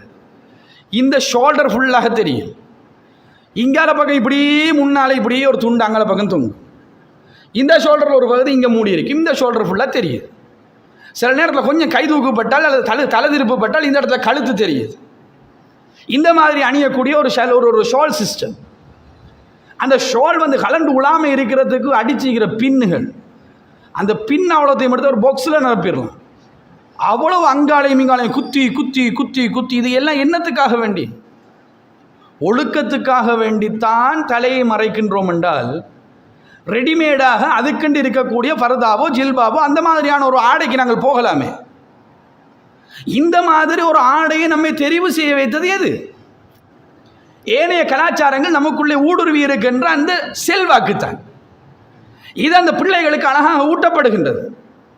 அது மிக விரைவாக அவர்களிடத்தில் வந்து சேருகின்ற. இப்படியும் நீங்கள் ஹிஜாப் போடலாம், இப்படியும் நீங்கள் ஷோலை ரெப் பண்ணலாம், இப்படி கொஞ்சம் ரெப் பண்ணி பாருங்க, கொஞ்சம் அழகாக இருக்கும், வித்தியாசமாக இருக்கும், கலரால ரெப் பண்ணலாம், இந்த கலரை நீங்கள் இப்படி மேட்ச் பண்ணலாம். சில பிள்ளைகளை நான் கண்டிருக்கின்றேன். எங்களுக்கு மனைவி மாதிரி இருக்கிறதுனால இந்த அபாயாக்கள் வாங்க போகிற கடைகளில் போனால் இந்த அபாயாக்கள் வாங்குன நேரத்தில் சில பிள்ளைகள் உம்மா தூக்கூட்டிக்கிட்டு அங்கே போகும் இங்கே வரும், அங்கே போகும் இங்கே வரும். என்னன்னு அவர்களுக்குள்ள விவாதத்தை பார்த்தால் வாங்கின அபாயாக்கு மெச்சாக ஷோல் அமையல, அல்லது வாங்கின ஷோலுக்கு மெச்சா இன்னும் அபாயம் அமையல. கடகடையாக இறங்குது பிள்ளைகள் அதை மேட்ச் பண்ணி கொள்றதுக்காக. இந்த மேட்ச் பண்ணி கொள்றது மூலமாக எதை நாங்கள் எதிர்பார்க்கின்றோம்? கேட்கலாம், அழகாக உடுக்கக்கூடாதுன்னு சொல்லி. அழகாக உடுக்கலாம், அந்நிய ஆண்களை கவருவதற்காக அழகாக உடுக்கக்கூடாது. இது பெண்களுக்கு மத்தியில் நாங்கள் கொஞ்சம் அழகாக இருக்க வேண்டும் என்பதற்காக வேண்டிய அந்த செலெக்ஷனும் ஓட்டமும். நாங்கள் பெருநாளைக்கு ஒரு இடத்துல போய் நின்றால் அங்கே ஆண்கள் எல்லாம் வருவார்கள், ஆண்கள் எல்லாம் இருக்கின்ற ஒரு சபையில் நாங்கள் இப்படி இருக்க வேண்டும் என்பது அல்லவா உள்ளே இருக்கக்கூடிய நோக்கம். எனவே இந்த மாதிரியான நோக்கங்களை கொண்டு இன்றைக்கு ஆடைகள் செலக்ட் பண்ணப்படுகின்றது, கலாச்சாரங்கள் செலக்ட் பண்ணப்படுகின்றது, குழந்தை வளர்ப்பு செலக்ட் பண்ணப்படுகின்றது. இந்த மாதிரி எல்லாமே நமக்குள்ளே நுழைந்திருப்பதனால் நாங்கள் முடிவெடுத்துக் கொள்ள வேண்டிய ஒரு சில முக்கியமான விடயங்களை உங்களிடத்தில் ஞாபகப்படுத்து. முதலாவது விடயம், முஸ்லிம்களுக்கு உலகத்துக்கே ஒரே கலாச்சாரமாக அல்லாஹ்வுடைய தூதர் ஸல்லல்லாஹு அலைஹி வஸல்லம் அவர்கள் சொல்லி தந்த கலாச்சாரம் இருக்கின்றது. என் கலாச்சாரம் என்று சொன்னார்கள் அல்லாஹ்வுடைய தூதர். அந்த என் கலாச்சாரம் என்று சொல்லக்கூடிய அந்த கலாச்சாரத்தை அல்லாஹ்வுடைய தூதர் எப்படி சொல்லி தந்தார்கள் என்றால், ஃபைன் அஸ்தகல் ஹதீஸ் கிதாபுல்லாஹ், செய்திகளிலே உண்மையான சரியான செய்தி அல்லாஹ்வுடைய செய்தி, குர்ஆன், அல்லாஹ்வுடைய வேதத்தில் இருக்கக்கூடிய அந்த செய்தி, அதுதான் சத்தியமான செய்தி, நேர்த்தியான செய்தி, உண்மையான செய்தி.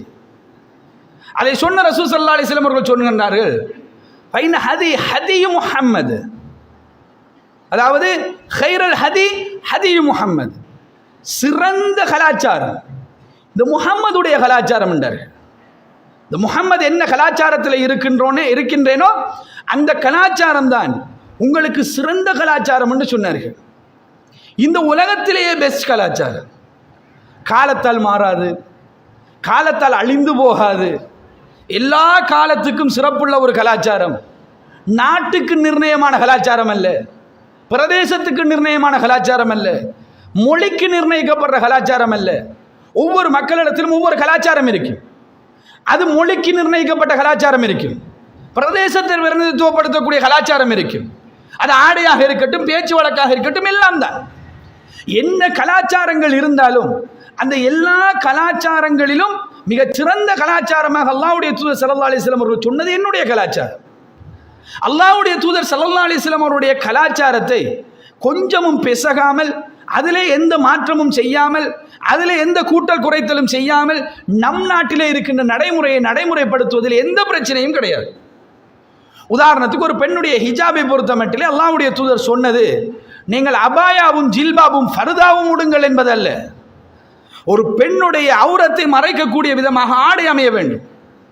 அந்த ஆடை டைட்டாக இருக்கக்கூடாது, அந்த ஆடை டிரான்ஸ்பரண்டாக இருக்கக்கூடாது, அந்த ஆடை ஏனைய கலாச்சார மக்களுடைய ஆடையை ஒத்ததாக இருக்கக்கூடாது, ஒரு ஆணுடைய ஆடையை பெண் அணியக்கூடாது. இந்த மாதிரியான சில கிரைட்டீரியா, சில விடயங்களை அல்லாஹ்வுடைய தூதர் ஸல்லல்லாஹு அலைஹி வஸல்லம் சொல்லி தந்தார்கள். இந்த அவ்வளவுத்தையும் சம்பூர்ணப்படுத்துகின்ற அளவுக்கு நம் நாட்டிலே இருக்கக்கூடிய ஒரு நடைமுறை சாரியாக இருந்தாலும் அது பிரச்சனை கிடையாது. அந்த சாரியின் மூலமாக இது அவ்வளோத்தையும் நம்மால் செய்ய முடியும் என்று சொன்னால் அதில் எந்த சிக்கலும் கிடையாது. அப்படி அணிபவர்கள் நிறைய இருந்தார்கள், நிறைய பழைய பெண்கள் அப்படி இருந்தார்கள். அவர்கள் அப்படியே இழுத்து மூடினார்கள் என்று சொன்னால் எங்கால மூடினார்கள் என்று தெரியாது. அவ்வளவு அழகாக அவருடைய ஆடை அமைப்பை அவர்கள் செய்து வைத்திருந்தார்கள். அந்த மாதிரி அவர்களால் அதை நடைமுறைப்படுத்துவதில் எந்த பிரச்சனையும் கிடையாது. ஆண்களுடைய ஆடை கரண்டைக்கு மேலே அதுதான் போடப்பட்ட நிபந்தனை என்றால் நாங்கள் ட்ரௌசர் உடுப்பதில் எந்த பிரச்சனையும் கிடையாது. அல்லாஹ்வுடைய தூதருடைய கலாச்சாரம் இரண்டாவதாக ஆக்கப்படக்கூடாது. நாங்கள் இருக்கின்ற நடைமுறையில் ஏதாவது ஒன்றை நடைமுறைப்படுத்துவதிலே தவறு கிடையாது. அல்லாஹ்வுடைய தூதருடைய கலாச்சாரத்தில் எந்த மாசும் ஏற்படுத்தாமல், அந்த கலாச்சாரத்தை இல்லாமல் பண்ணவும் கூடாது, அந்த கலாச்சாரத்தை டேமேஜ் பண்ணக்கூடிய புதிய கலாச்சாரமாகவும் இருக்கக்கூடாது. அப்ப இந்த செய்தியின் மூலமாக ரசூலுல்லாஹ் அடுத்து சொன்னது வஷர்ரல் உமூரி முஹ்தஸாத்துஹா வகுல்ல முஹ்தஸத்தின் பித்ஆ, காரியங்களில் மிக கெட்டது மார்க்கத்திலே புதிதாக உண்டு பண்ணக்கூடிய அம்சங்கள். வகுல்ல முஹ்தஸத்தின் பித்ஆ, அந்த மாதிரியான புதியான காரியங்கள் எல்லாம் பித்ஆத்துகள், அதெல்லாம் நூதனங்கள்.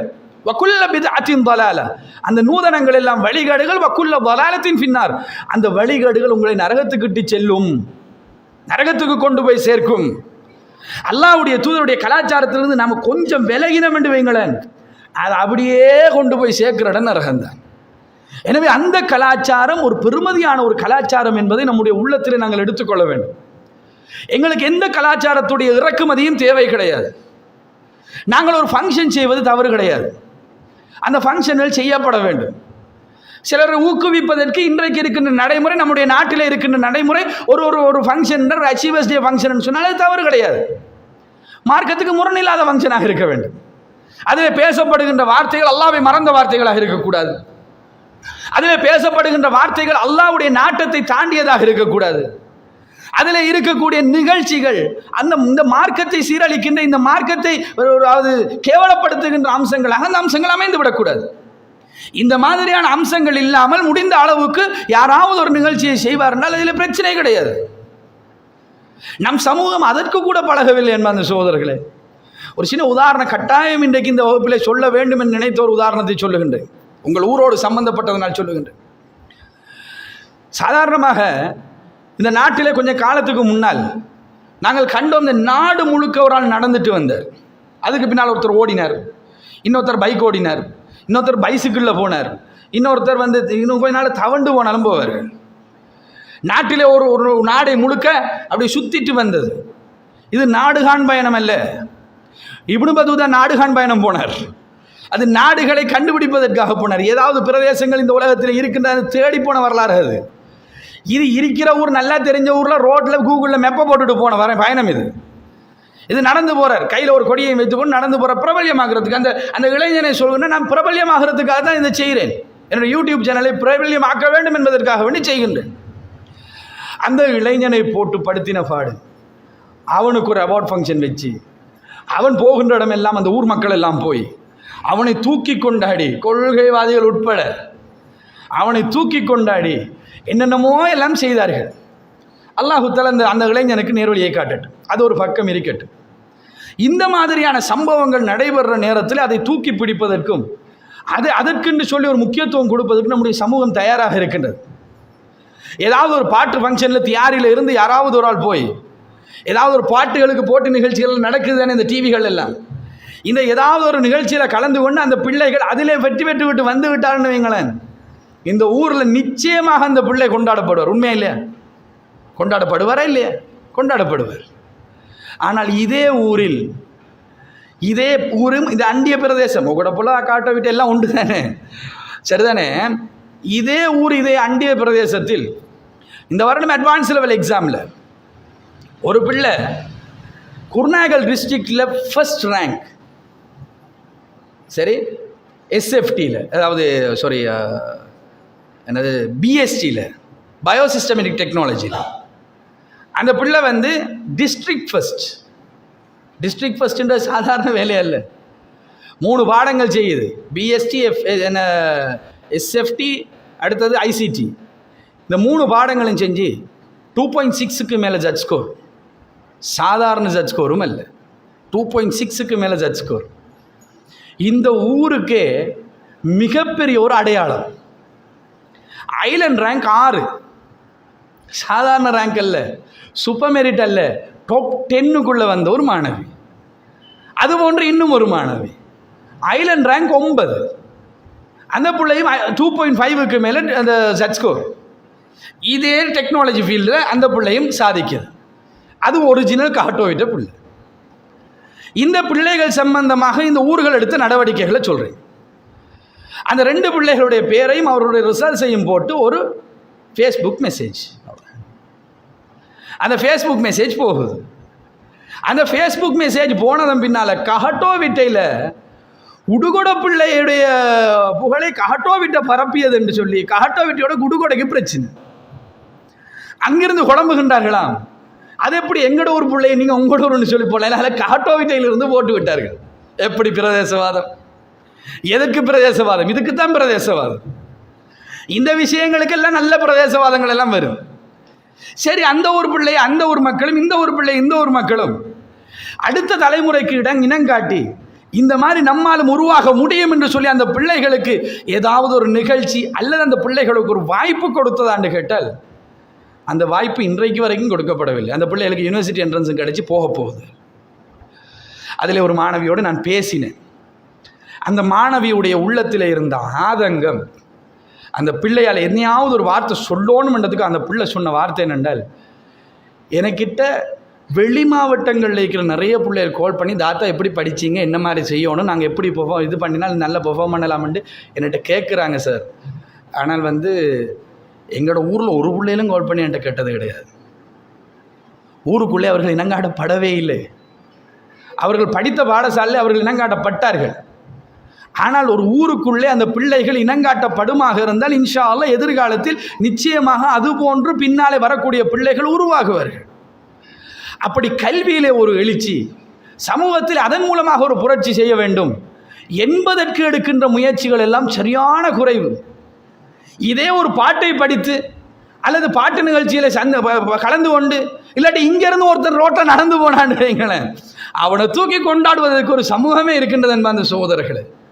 இதிலிருந்து எல்லாம் நாங்கள் வெளியிலே வர வேண்டும் என்பதற்காக வேண்டி சொன்னோம். எங்கே போயிட்டுக்கிறவன் நமக்கே தெரிய, யார் யாரோ காட்டக்கூடிய கலாச்சாரங்கள், யார் யாரோ காட்டக்கூடிய அம்சங்களை எல்லாம் நம்மடன் நினச்சி நம்ம செஞ்சிட்டு இருக்கிறோம்.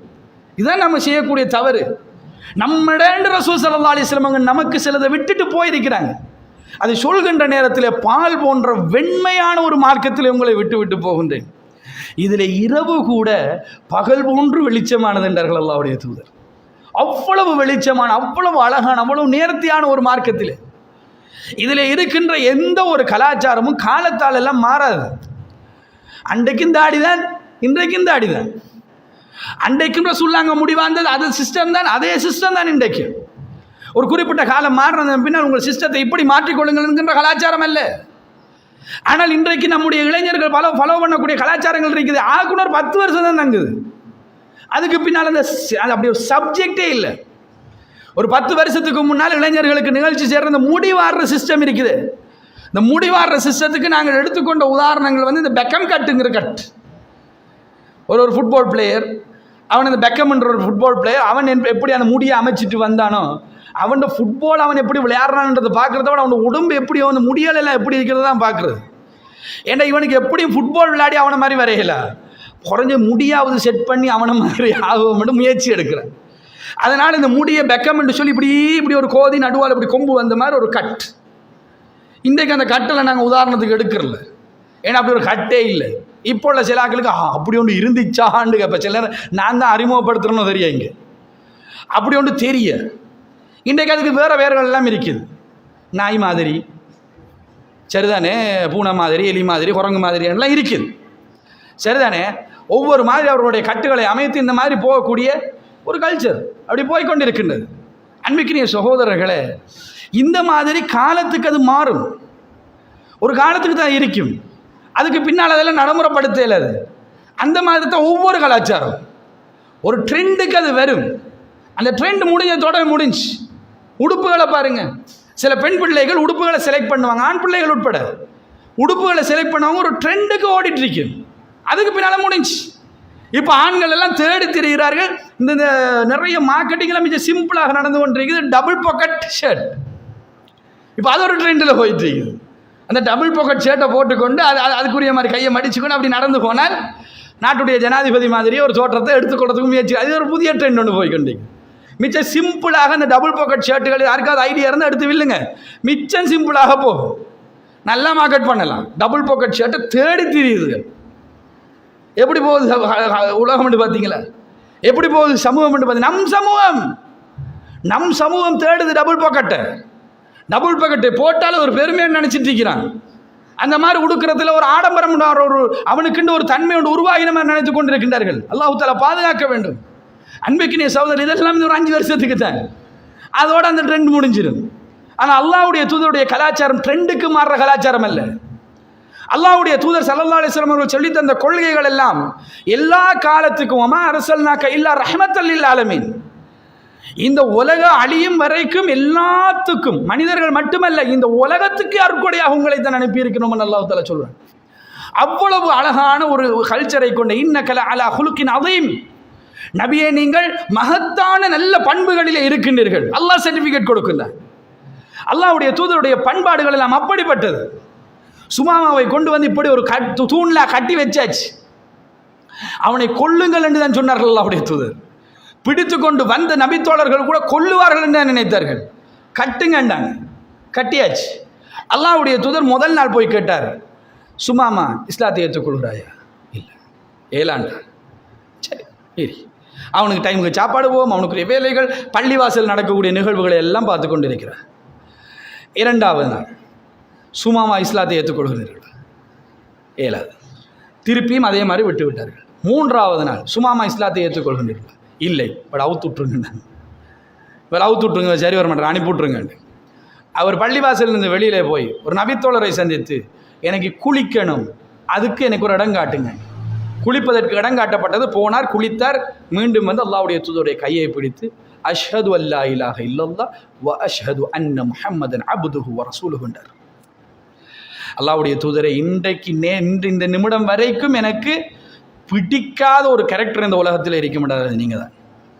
இன்றிலிருந்து எனக்கு ஆக பிடித்த ஒரு கேரக்டர் இருக்க முடியாது, அது நீங்கள் தான். என்ன சொன்னார்கள், என்ன பிரச்சாரம் பண்ணார்கள், அந்த கலாச்சாரத்தை கண்ணால் பார்த்தார்கள். இது அல்லவா கலாச்சாரம், இது அல்லவா நடைமுறை, இது அல்லவா மனிதத்தன்மை, இதில் அல்லவா எல்லாம் இருக்கின்றது என்று அதை பார்த்துவிட்டு இஸ்லாத்தை ஏற்றுக்கொண்டார்கள். அதுபோன்று இந்த முஸ்லீம் சமூகம் இந்த இஸ்லாத்தை வெளிப்படுத்தினால் மற்ற சமூகம் நம்மை, அதாவது அந்த மக்கள் நம்மை மதிக்கக்கூடியவர்களாக இருப்பார்கள். ஒரு நிகழ்ச்சிக்கு போயிருந்தேன். என்னிடத்தில் சொன்னார்கள், இஸ்லாம் சதக்காவை பற்றி என்ன பேசுகின்றது என்பதை பற்றி பேசுங்கள் என்று. ஒரு மேடை ஏறி ஒரு பாடசாலையுடைய நிகழ்வு, அந்த பாடசாலையுடைய பில்டிங் ஃபங்க்ஷன், அந்த பில்டிங் கட்டுறதுக்காக வேண்டி சதக்கா சேர்க்கணும், சதக்காவுடைய முக்கியத்துவம், பாடசாலைகளுக்கும் நீங்கள் சதக்கா கொடுக்கலாம் என்பது சம்பந்தமாக பேசுங்கள் என்றார். நான் சொன்னேன், இருக்கிறத தான் பேசுவேன், நீங்கள் சொல்கிறத பேசுனேன், இருக்கிறத பேசுகிறேன்னு நானும் போயிட்டேன். பாடசாலையுடைய நிகழ்வு தானே என்று சொல்லி போட்டுட்டு நானும் ஒரு ஷர்ட் ட்ரவுசர் கொடுத்துட்டு போமான்னு யோசிச்சுட்டு கூட, இல்லை மார்க்கத்தை தானே பேச கூப்பிட்டுருக்கிறாங்க, எனவே எனக்கு ஒரு மார்க்க ஒரு ஒழுங்கு இருக்கட்டும்னு சொல்லி தோப்பையும் போட்டுக்கொண்டு அந்த இடத்துல போய் நின்றேன். அந்த இடத்துல போய் இருந்தால் அந்த ஸ்டேஜில் ஏறும்போதே ஒரு பாடல், ஒரு சிங்கள பாடல், அந்த பாடலுக்கு பேக்ரவுண்ட் மியூசிக் அதை கொடுத்து அந்த மியூசிக் எல்லாம் போய் கொண்டிருக்க அந்த பிள்ளை பாட்டு படிக்குது. ஆனால் அந்த நிகழ்ச்சி முடிஞ்ச உடனேயே அவர்கள் அறிவிக்கின்றார்கள், இன்றைய நிகழ்ச்சியிலே உங்களுக்கு மார்க்க சம்பந்தமான ஒரு சிறப்புரை காத்து கொண்டிருக்கின்றது, சிறப்புரை காத்து கொண்டிருக்கின்றது. அல்லாஹ் பாதுகாத்தான் அந்த மேடையை. நான் ஷூராக பேசுகிறேன்னு தான் இருந்தேன். ஆனால் நான் பேசுவதற்கு முன்னாலேயே அது வேறு வழியால் அந்த அதிபர்மாருக்கு கிடைத்து அது பிழை என்று சொல்லி, அந்த என்னால் நிறைய உலமாக்கள் இருந்தார்கள், அது பிழை என்று சுட்டி காட்டி அந்த பிழையை அந்த மேடையிலேயே அவர்கள் வாபஸ் வாங்கினார்கள். அந்த பிள்ளையை மீண்டும் அந்த பாடலை படி எந்த மியூசிக்கும் கிடையாது. அந்த பாடலையும் சும்மா படிச்சுட்டு போகணும்னு சொல்லி சும்மா அந்த பாடலை படிக்க வைத்தார்கள். ஆனால் அந்த பாடலும் நல்ல பாடல் அல்ல. ஆனால் ஒரு இடத்துலையாவது திருத்தி கொண்டார்கள் தானே. அந்த இடத்தை பற்றி நான் பெருசாக பேசவில்லை. அந்த இடத்துல நான் கண்ட ஒரு அம்சத்தை உங்களிடத்தில் சொல்லுகின்றேன். அதாவது டிப்யூட்டி ஜோனல் டைரக்டர், அந்த பிரதேசத்துக்குரிய டிப்யூட்டி ஜோனல் டைரக்டர் அந்த நிகழ்ச்சிக்கு வந்திருந்தார். அந்த சகோதரர் ஒரு வயது முதிர்ந்த ஒரு சகோதரர், இன்னும் 2 வருஷத்தில் ரிட்டையர் ஆகக்கூடிய அளவில் உள்ள ஒருவர். அவர் அந்த கிஃப்ட் கொடுக்கறதுக்காக வந்து ஒரு ப்ரெசன்டேஷன் செரமனி நடக்குது. அதில் சில அச்சீவ்மெண்ட் செஞ்ச பிள்ளைகளை ஏறுகின்றார்கள். பெண் பிள்ளைகள் ஏறுற நேரம் ஃபுல் ஹிஜாபோட ஏறுதுகள். அந்த பிள்ளைகள் ஏறினோடனே அந்த மனுஷன் இப்படி கொஞ்சம் பின்னுக்காகித்தான் அந்த சர்டிஃபிகேட்டை கொடுக்கின்றார், அந்த கிஃப்ட்டுகளை கொடுக்கிறார். அவர்களுடைய பிள்ளைகள் என்ன செஞ்சிருப்பார்கள்? அந்த பிள்ளைகளுக்கு பக்கத்தில் போய் அந்த பிள்ளைகள் யாராக இருந்தாலும் தோளிலே தட்டி அந்த பிள்ளைகளுக்கு கை குலுக்கி தலையை தடாவி விட்டு அவர்களுக்கு கொடுத்திருப்பார்கள். நம் கலாச்சாரத்தை நாங்கள் பிசகாமல் அந்த இடத்துல நடைமுறைப்படுத்துவதற்கு எடுத்த முயற்சி நம் மீது ஒரு மரியாதையை தான் அந்த இடத்துல கொண்டு வந்தது. தள்ளி நின்று கொடுக்கின்றார்கள். அவர்களுடைய உள்ளத்தில் அந்த மரியாதை வரும். நாங்களாக இருந்தாலே இந்த நாட்டிலே சமத்துவத்தோடு வாழலாம். நாங்கள் அடுத்தவர்களாக மாற வேண்டிய தேவை கிடையாது. நம்முடைய சமூகத்தில் இன்றைக்கு இருக்கக்கூடிய இன்னொரு முக்கியமான கலாச்சாரம், இந்த வருஷம் பாருங்க வேணும்னா இது மிக பாரதூரமாக போகக்கூடிய ஒரு நிலைமை. மஸ்ஜிதுகள் எல்லாம் அதற்குரிய இடமாக மாறும். வெசாக்கில் தன்சல் கொடுக்குது. வெசாக்கில் என்னத்துக்காக தன்சல் கொடுக்குறாங்க? சகஜீவனைக்காக வேண்டிய மக்களோடு ஒரு சுகவாழ்வு வாழ வேண்டும் என்பதற்காக. இந்த நாட்டிலே எல்லாரும் இருக்கின்றார்கள். அவர்களுடைய ஃபங்க்ஷனில் நாங்களும் கொடுத்தால் அந்த ஒரு சகஜீவனையோடு வாழலாம் என்று சொல்லி இதெல்லாம் புத்திக்கு ஏற்புடையாது. வெளியில் பார்க்குற நேரத்தில் அது கிட்டத்தட்ட எல்லாருக்கும் வந்து சமாளித்து போகிற மாதிரி தெரிந்தாலும் அது சமாளிப்பல்ல. அதன் மூலமாக மதங்களுக்கு இடையில் முருகல் தான் வரும், பிரச்சனை தான் வரும். ஆனால் அதை மரங்களுக்கு இடையில் நல்லிணக்கம் என்ற பெயரில் செய்து கொண்டிருக்கின்றார்கள். நம் சமூகம், நம் கலாச்சாரம் எங்கே போனது? ஷிருக்கு செய்ய முடியுமா? ஷிருக்குக்கு ஆதரவாக இருக்க முடியுமா? ஷிருக்குக்கு நாங்கள் பண உதவி கொடுக்க முடியுமா? இதில் எதுவும் செய்ய முடியாது என்கின்ற அளவிலே நாங்கள் இருக்கின்ற நேரத்தில் அதற்கான ஒரு முயற்சி இன்றைக்கு நடந்து கொண்டிருக்கின்றது. அது நல்லிணக்கம் என்ற பெயரில் செய்து கொண்டிருக்கின்றார்கள். இந்த மாதிரி கலாச்சாரங்கள் எதுவுமே தேவையில்லாத அளவுக்கு ஒரு அழகான கலாச்சாரம் தான் நம் கலாச்சாரம். அதை நடைமுறைப்படுத்தினாலே மற்ற மக்களிடத்தில் ஒரு மரியாதை வரும். இவர்கள் வித்தியாசமான மக்கள், இவர்களிடத்தில் நல்ல பண்புகள் இருக்கின்றது, நல்ல குணம் இருக்கின்றது, நல்ல வியாபாரம் இருக்கின்றது. வருவதற்கு முன்னால் ஒரு வீடியோ பார்த்தேன்.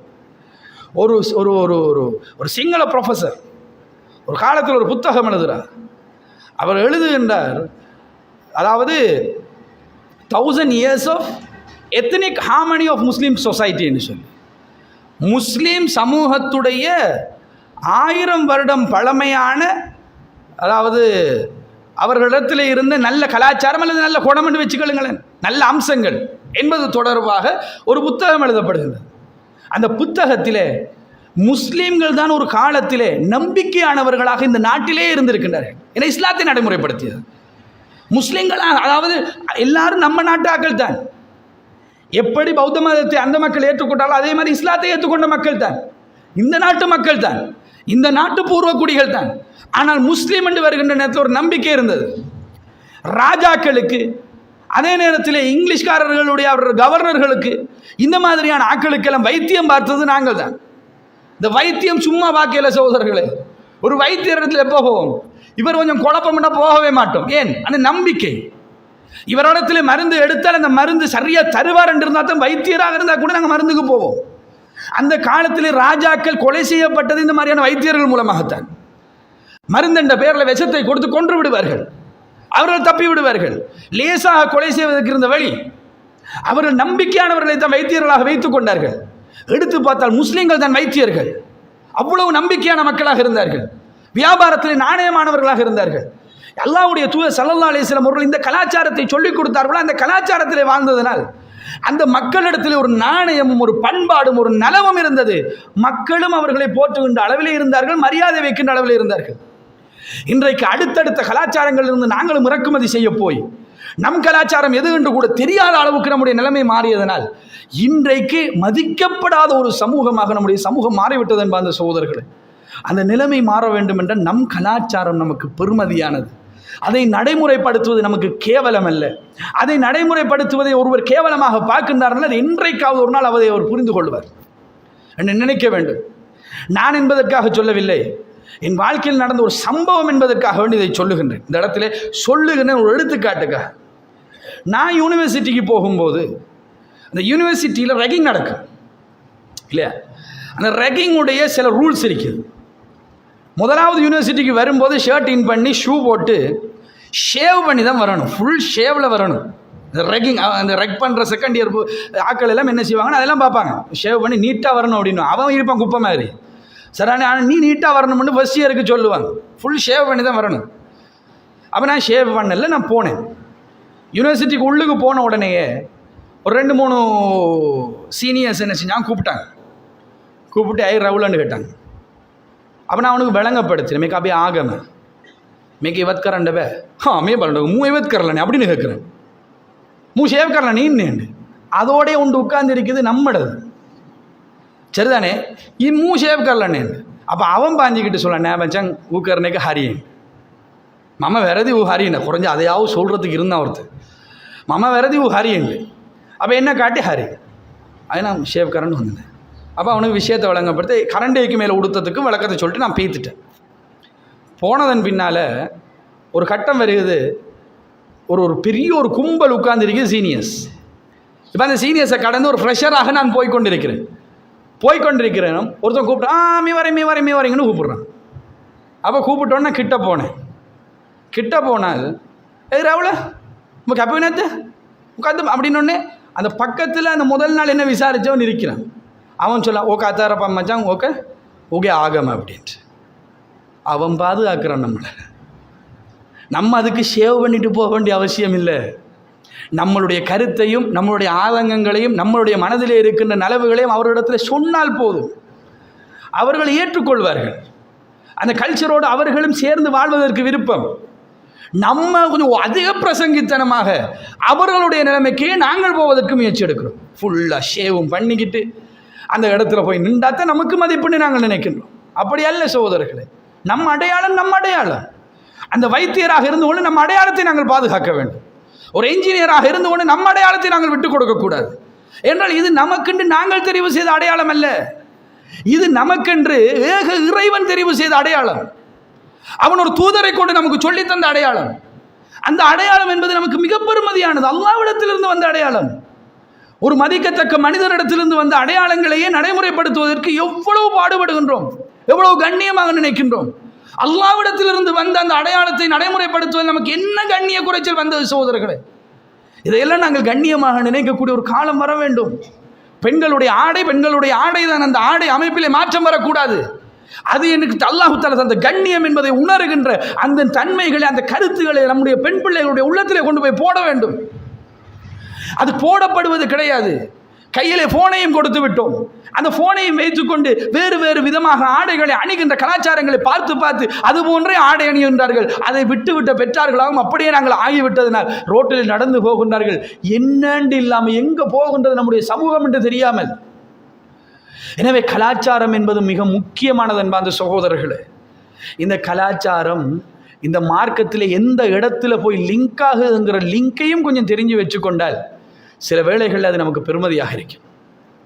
அல்லாஹு தஆலா திருமறை குர்ஆனில் சொல்றான், 51வது அத்தியாயத்தின் 56வது வசனத்தில், வமா ஹலக்குத்துல் ஜின்ன வல் இன்ஸ இல்லா லியஅபுது, மனிதர்களையும் ஜின்களையும் என்னை வணங்குவதற்காக அன்றி நான் படைக்கவில்லை. இந்த வணங்குவதற்காக நம்ம டிரான்ஸ்லேட் பண்ற இடத்துல இருக்கிற அரபு வார்த்தை யஅபுதுன் என்று சொல்லக்கூடிய வார்த்தை. இந்த யஅபுதுன் என்று சொல்லக்கூடிய வார்த்தைங்கிறது அபுதுங்கிற வார்த்தையோடு சம்பந்தப்பட்ட ஒரு வார்த்தை. அது அர்த்தத்தை லேசா வழங்குறதுக்காக சொல்றேன். அபுது என்றால் என்ன?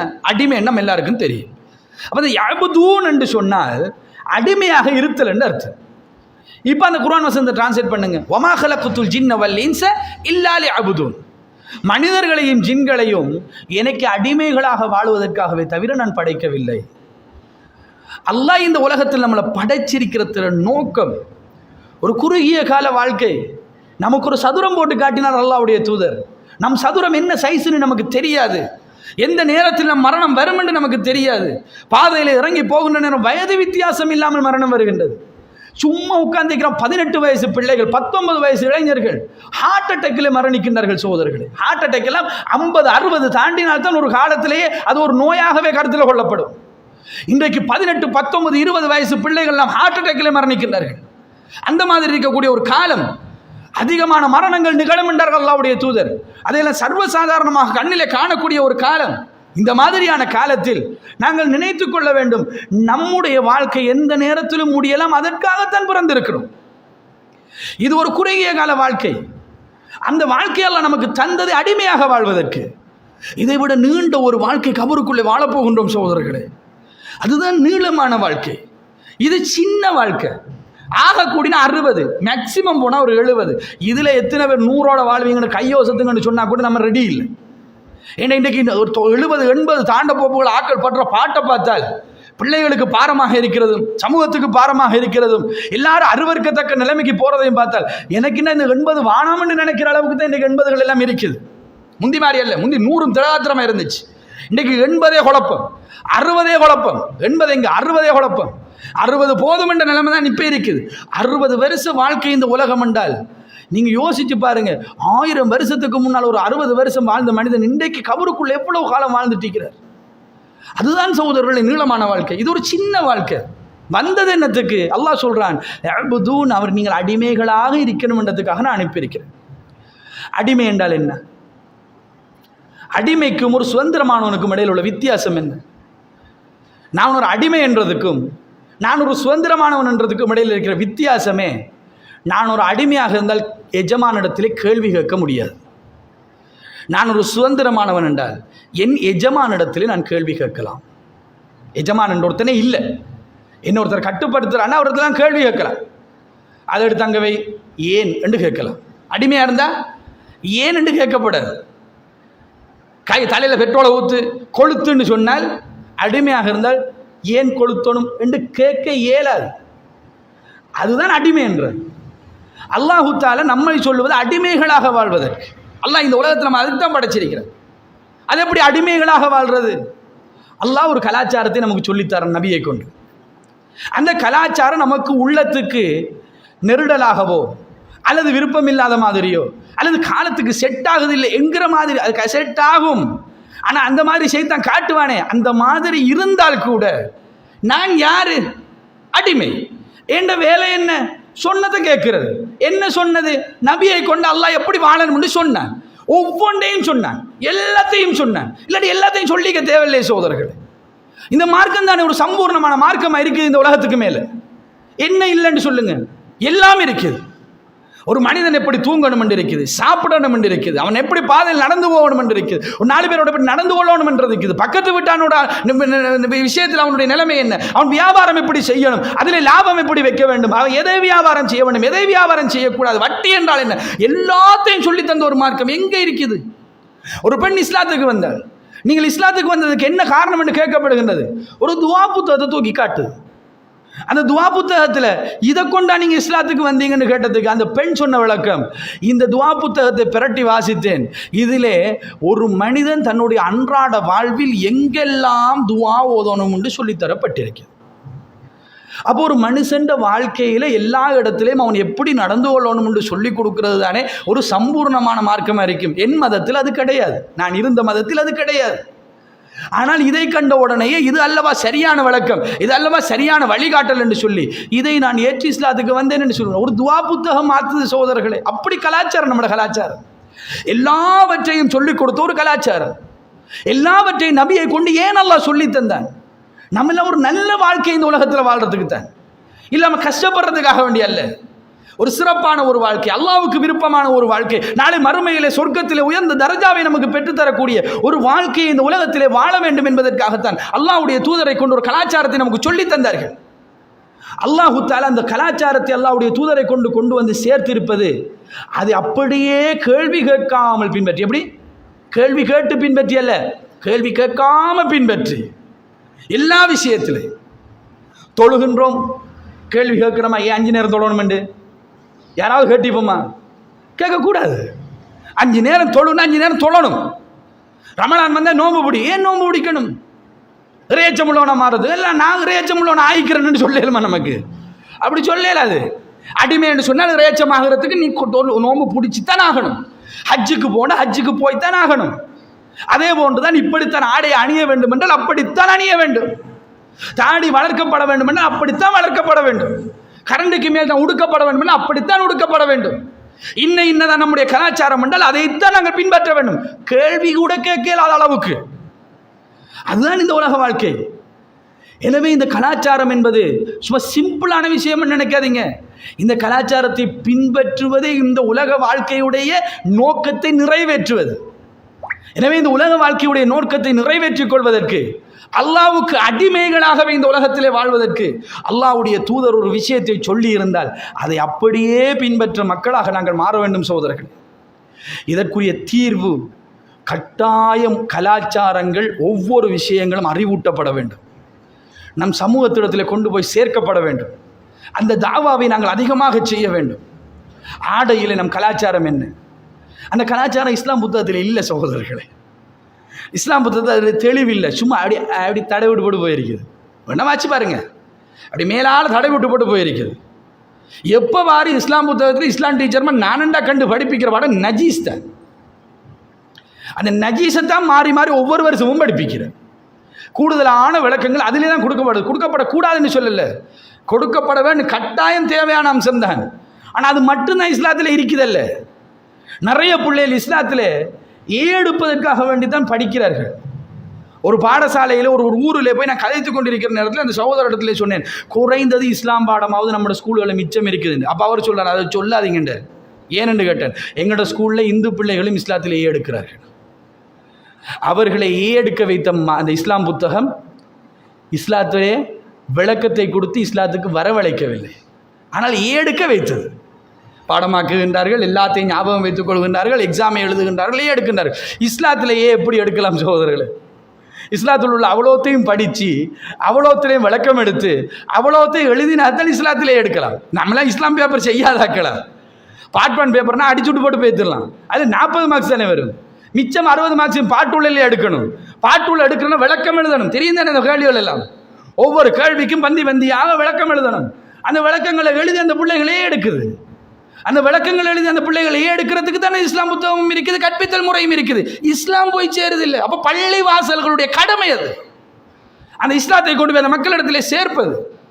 சின்ன சின்ன லீஃப்லெட்டுகள், சின்ன சின்ன வாராந்த வெளியீடுகள், சின்ன சின்னதாக இலவச வெளியீடுகள், சின்ன சின்ன செமினார்கள், பிள்ளைகளை இளைஞர்களை அல்லது இளமை பருவத்தில் இருக்கின்றவர்களை அழைத்து சினிமாவுடைய கொடூரங்கள், அதில் இருக்கிற பாதிப்புகள், அதன் மூலமாக கலாச்சாரங்கள் சீரழிகின்ற விதம், இந்த மாதிரியான அம்சங்களை சின்ன சின்ன சின்ன சின்னதாக பாக்கெட் ப்ரோக்ராம்ஸாக செய்து அந்த பிள்ளைகளுக்கும் சலிப்பு தட்டாமல் ஒரு 20 நிமிஷம் 15 நிமிஷம் வார அந்த மிச்சம் தேவல் மகரிபுக்கு பின்னால் அவ்வளோ பேரும் அப்படியே இருங்க, கொஞ்ச நேரம் நான் சொல்லிவிட்டு போகின்றேன் என்று அப்படி சொல்லக்கூடிய உலமாக்களை இந்த இடத்துல எடுத்து ஒரு 15-20 நிமிஷம் அந்த பிள்ளைகளுக்கு சொல்லிக் கொடுத்து, பெண் பிள்ளைகள் வீட்டிலே இருக்கின்றார்கள் அவரிடத்தில் கொண்டு போய் சேர்க்கக்கூடிய, பெண் பிள்ளைகள் அலைமோதி போகக்கூடிய டியூஷன் கிளாஸஸ் எத்தனையோ இருக்கின்றது. அந்த டியூஷன் கிளாஸஸிலே பொறுப்புதாரிகளை கொஞ்சம் சந்தித்து ஒழுக்க சீர்கேடுகள் இல்லாமல் நம்முடைய டியூஷன் கிளாஸஸ்களை செய்வதற்கான வழிமுறைகளை செய்வோம். அல்லாஹ்வுடைய தூதருடைய நடைமுறைகள் இப்படி இருந்தது, இதுகள் எல்லாம் இந்த இடத்துல இப்படி நடைமுறைப்படுத்துவோம். இதில் நாங்கள் என்ன செய்யலாம், எங்களுடைய பங்களிப்பு உங்களுக்கு என்ன வேண்டும் என்று அவர்களோடு சேர்ந்து அந்த பிள்ளைகளை ஒழுக்கம், ஏன்னா ஒழுக்கம் சிதைகிற இடம் அதுதான் சகோதரர்களே, இந்த டியூஷன் கிளாஸஸ் தான். எல்லாத்துக்கும் ஒரு ஃப்ரீடம் கிடைச்சிருது. அந்த ஃப்ரீடம் மிச்சம் சிம்பிளாக யூஸ் பண்ணிட்டு போகிறாங்க பிள்ளைகள். அப்படி எல்லாம் இல்லாமல் அந்த இதுகள் எல்லாத்தையும் கண்காணிக்கக்கூடிய இடமாக மஸ்ஜிதுகள் மாறணும். ஏன்னா இதெல்லாம் விசாலமான ஊர் அல்ல. எங்களை போனாலும் அந்த இடத்துக்கு தான் திருப்பி வந்து சேரணும். இதுக்குள்ளால் அப்படியே போனாலும் இடத்த வந்து சேர வேண்டியதான். அதுக்குள்ளால் அப்படி போனாலும் திருப்பி இங்கே வந்து சேருது. எங்களை சுற்றினாலும் ஒரே இடத்துக்கு வந்து சேர்ற அளவுக்கு ஒரு சின்ன கிராமம். இந்த கிராமத்தில் ஏன் நாங்கள் அந்த நடைமுறையை செய்ய முடியாது? சின்ன சின்ன செலக்ட் பண்ணி ஒரு 5 பேரை வந்தாலும் பரவாயில்ல, அந்த 5 இளைஞர்களையும் வச்சு அவர்களுக்கு செஞ்சுட்டு நாளைக்கு வரப்போல ஒரு ஆளை கூட்டிகிட்டு வா. அந்த 5 10 ஆகும், 10 15 ஆகும், 15 20 ஆகும், கொஞ்சம் கொஞ்சமாக வளரட்டும். உணர்வூட்டி கொண்டே இருப்போம், சொல்லிக்கொண்டே இருப்போம், சொல்லிக்கொண்டே இருக்கணும். ஒரு பயான் இது மாத்தேல. அப்படித்தான் இருக்கின்றது உலகம். ஃபதக்கிர் ஃபைன்னதிக்ரா தன்ஃபுல் முஃமினீன் என்று சொல்கிற குர்ஆன் வசனம் நமக்கு இறங்கிச்சு. நம்மள்கிட்டயா சொல்ல சொன்னா அல்லாஹ்? யாருக்கு சொல்ல சொன்னது? சஹாபாக்களுக்கு இறங்கின வசனம். அது சஹாபாக்களுடைய காலத்தில் இறங்கிய வசனம். அவர்களும் அந்த வசனத்தை ஓதினார்கள், அவர்களுக்கும் அல்லாஹ்வுடைய தூதர் ஓதி காண்பித்தார்கள்.